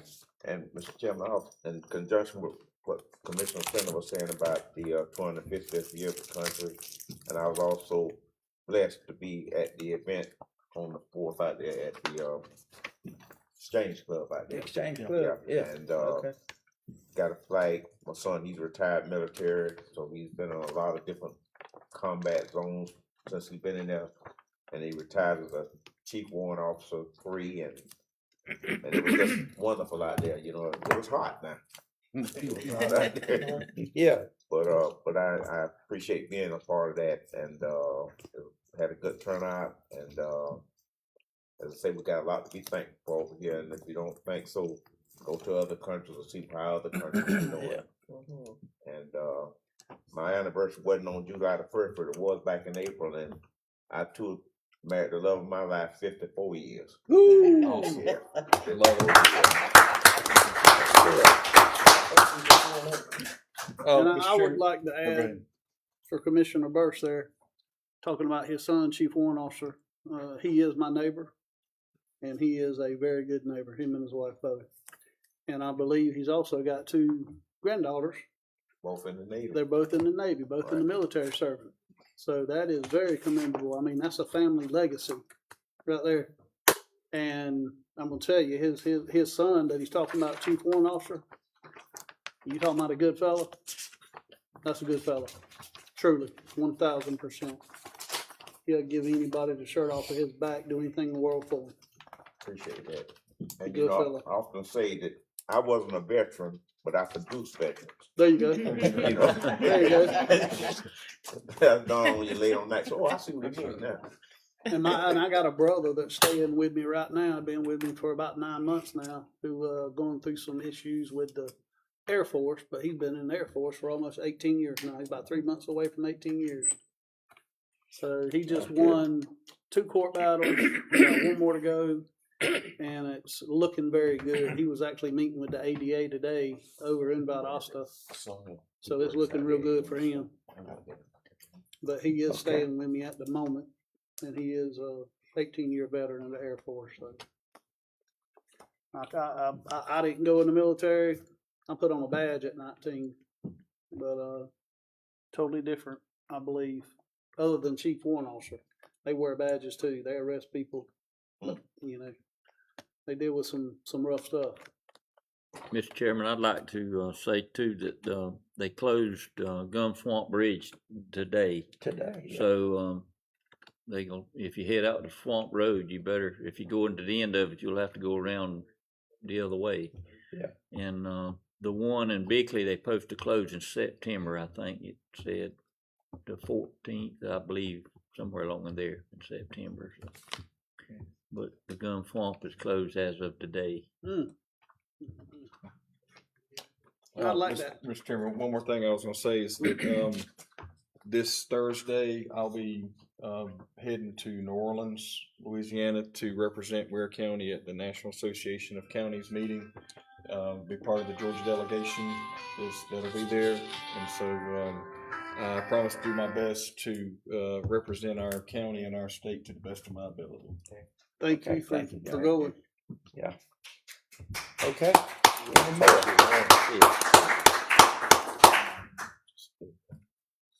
I'd like to say that I appreciate this commission. I appreciate everybody on this commission. I know I can call any one of you guys at any time, and if I need help, y'all gonna be there. And I hope y'all know that I feel the same way about y'all. Okay, thank you. They give us a date on that bridge, that other bridge up there too, isn't it, Barry? Yeah, September the 14th, I believe, somewhere along there, wasn't it? On the Hog Creek Bridge. Hog Creek Bridge, I think that's about right. They gonna close it too? They gonna close it. It was September, and I believe it was the 14th, but it might, don't hold me to that, but it was in September. Someone called me, September 14th. September 14th. Someone called me concerned that the condition had deteriorated. It's got a lot worse. So I actually sent DOT an email today and see if they would look at it and see if there's any precautions we need to take in the meantime. And Mike King went up and looked at it today as well. So is that our bridge or is that? It's our bridge. Our bridge, but the state in the charge state of it. maintains it, or they'll put a new one up for us. I forget what it's called, the bridge program. I forget the official name. So, but I just want to make sure if we need to do anything, weight limit or anything early, we'll get it done. You're good. Mr. Chairman, I believe I would like to make a motion that we adjourn to executive session for litigation, property purchasing, and employee matters. Second. Okay, I got a motion and a second to go into executive session. All in favor? Aye. All right.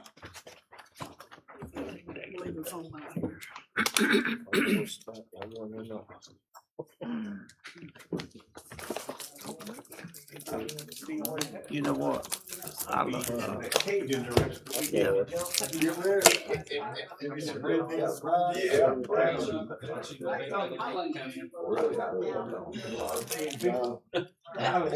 Hey,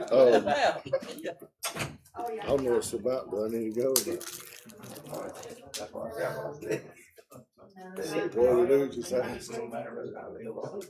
He said, "Well, further you go." He said to me, and then he said, "I live in Ware." Chairman, I go in there, no, it's just about me. Well, they said I'm invited, so it must not be about me. I'll bring it.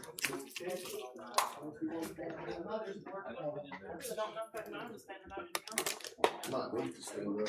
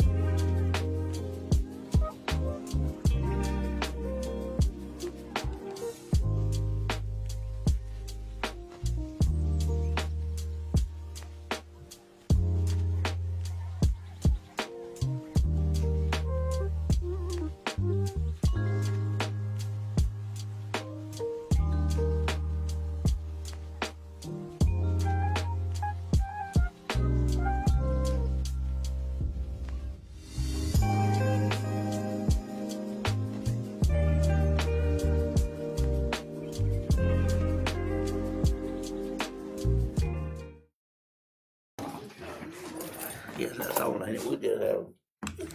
I hear, You gotta come out Come of on, executive session and then wait, adjourn let the me meeting. get the other commissioner. I hear a motion to, we close the executive session. So move, Mr. Chair. Second. Got a motion and a second. All in favor? Aye. Aye. Right. Now, is there any more comments, anything? Motion. If not, I hear a motion to adjourn the meeting. So moved. Got a Second. motion and a second. All in favor? Aye. Meeting adjourned. Y'all have a blessed.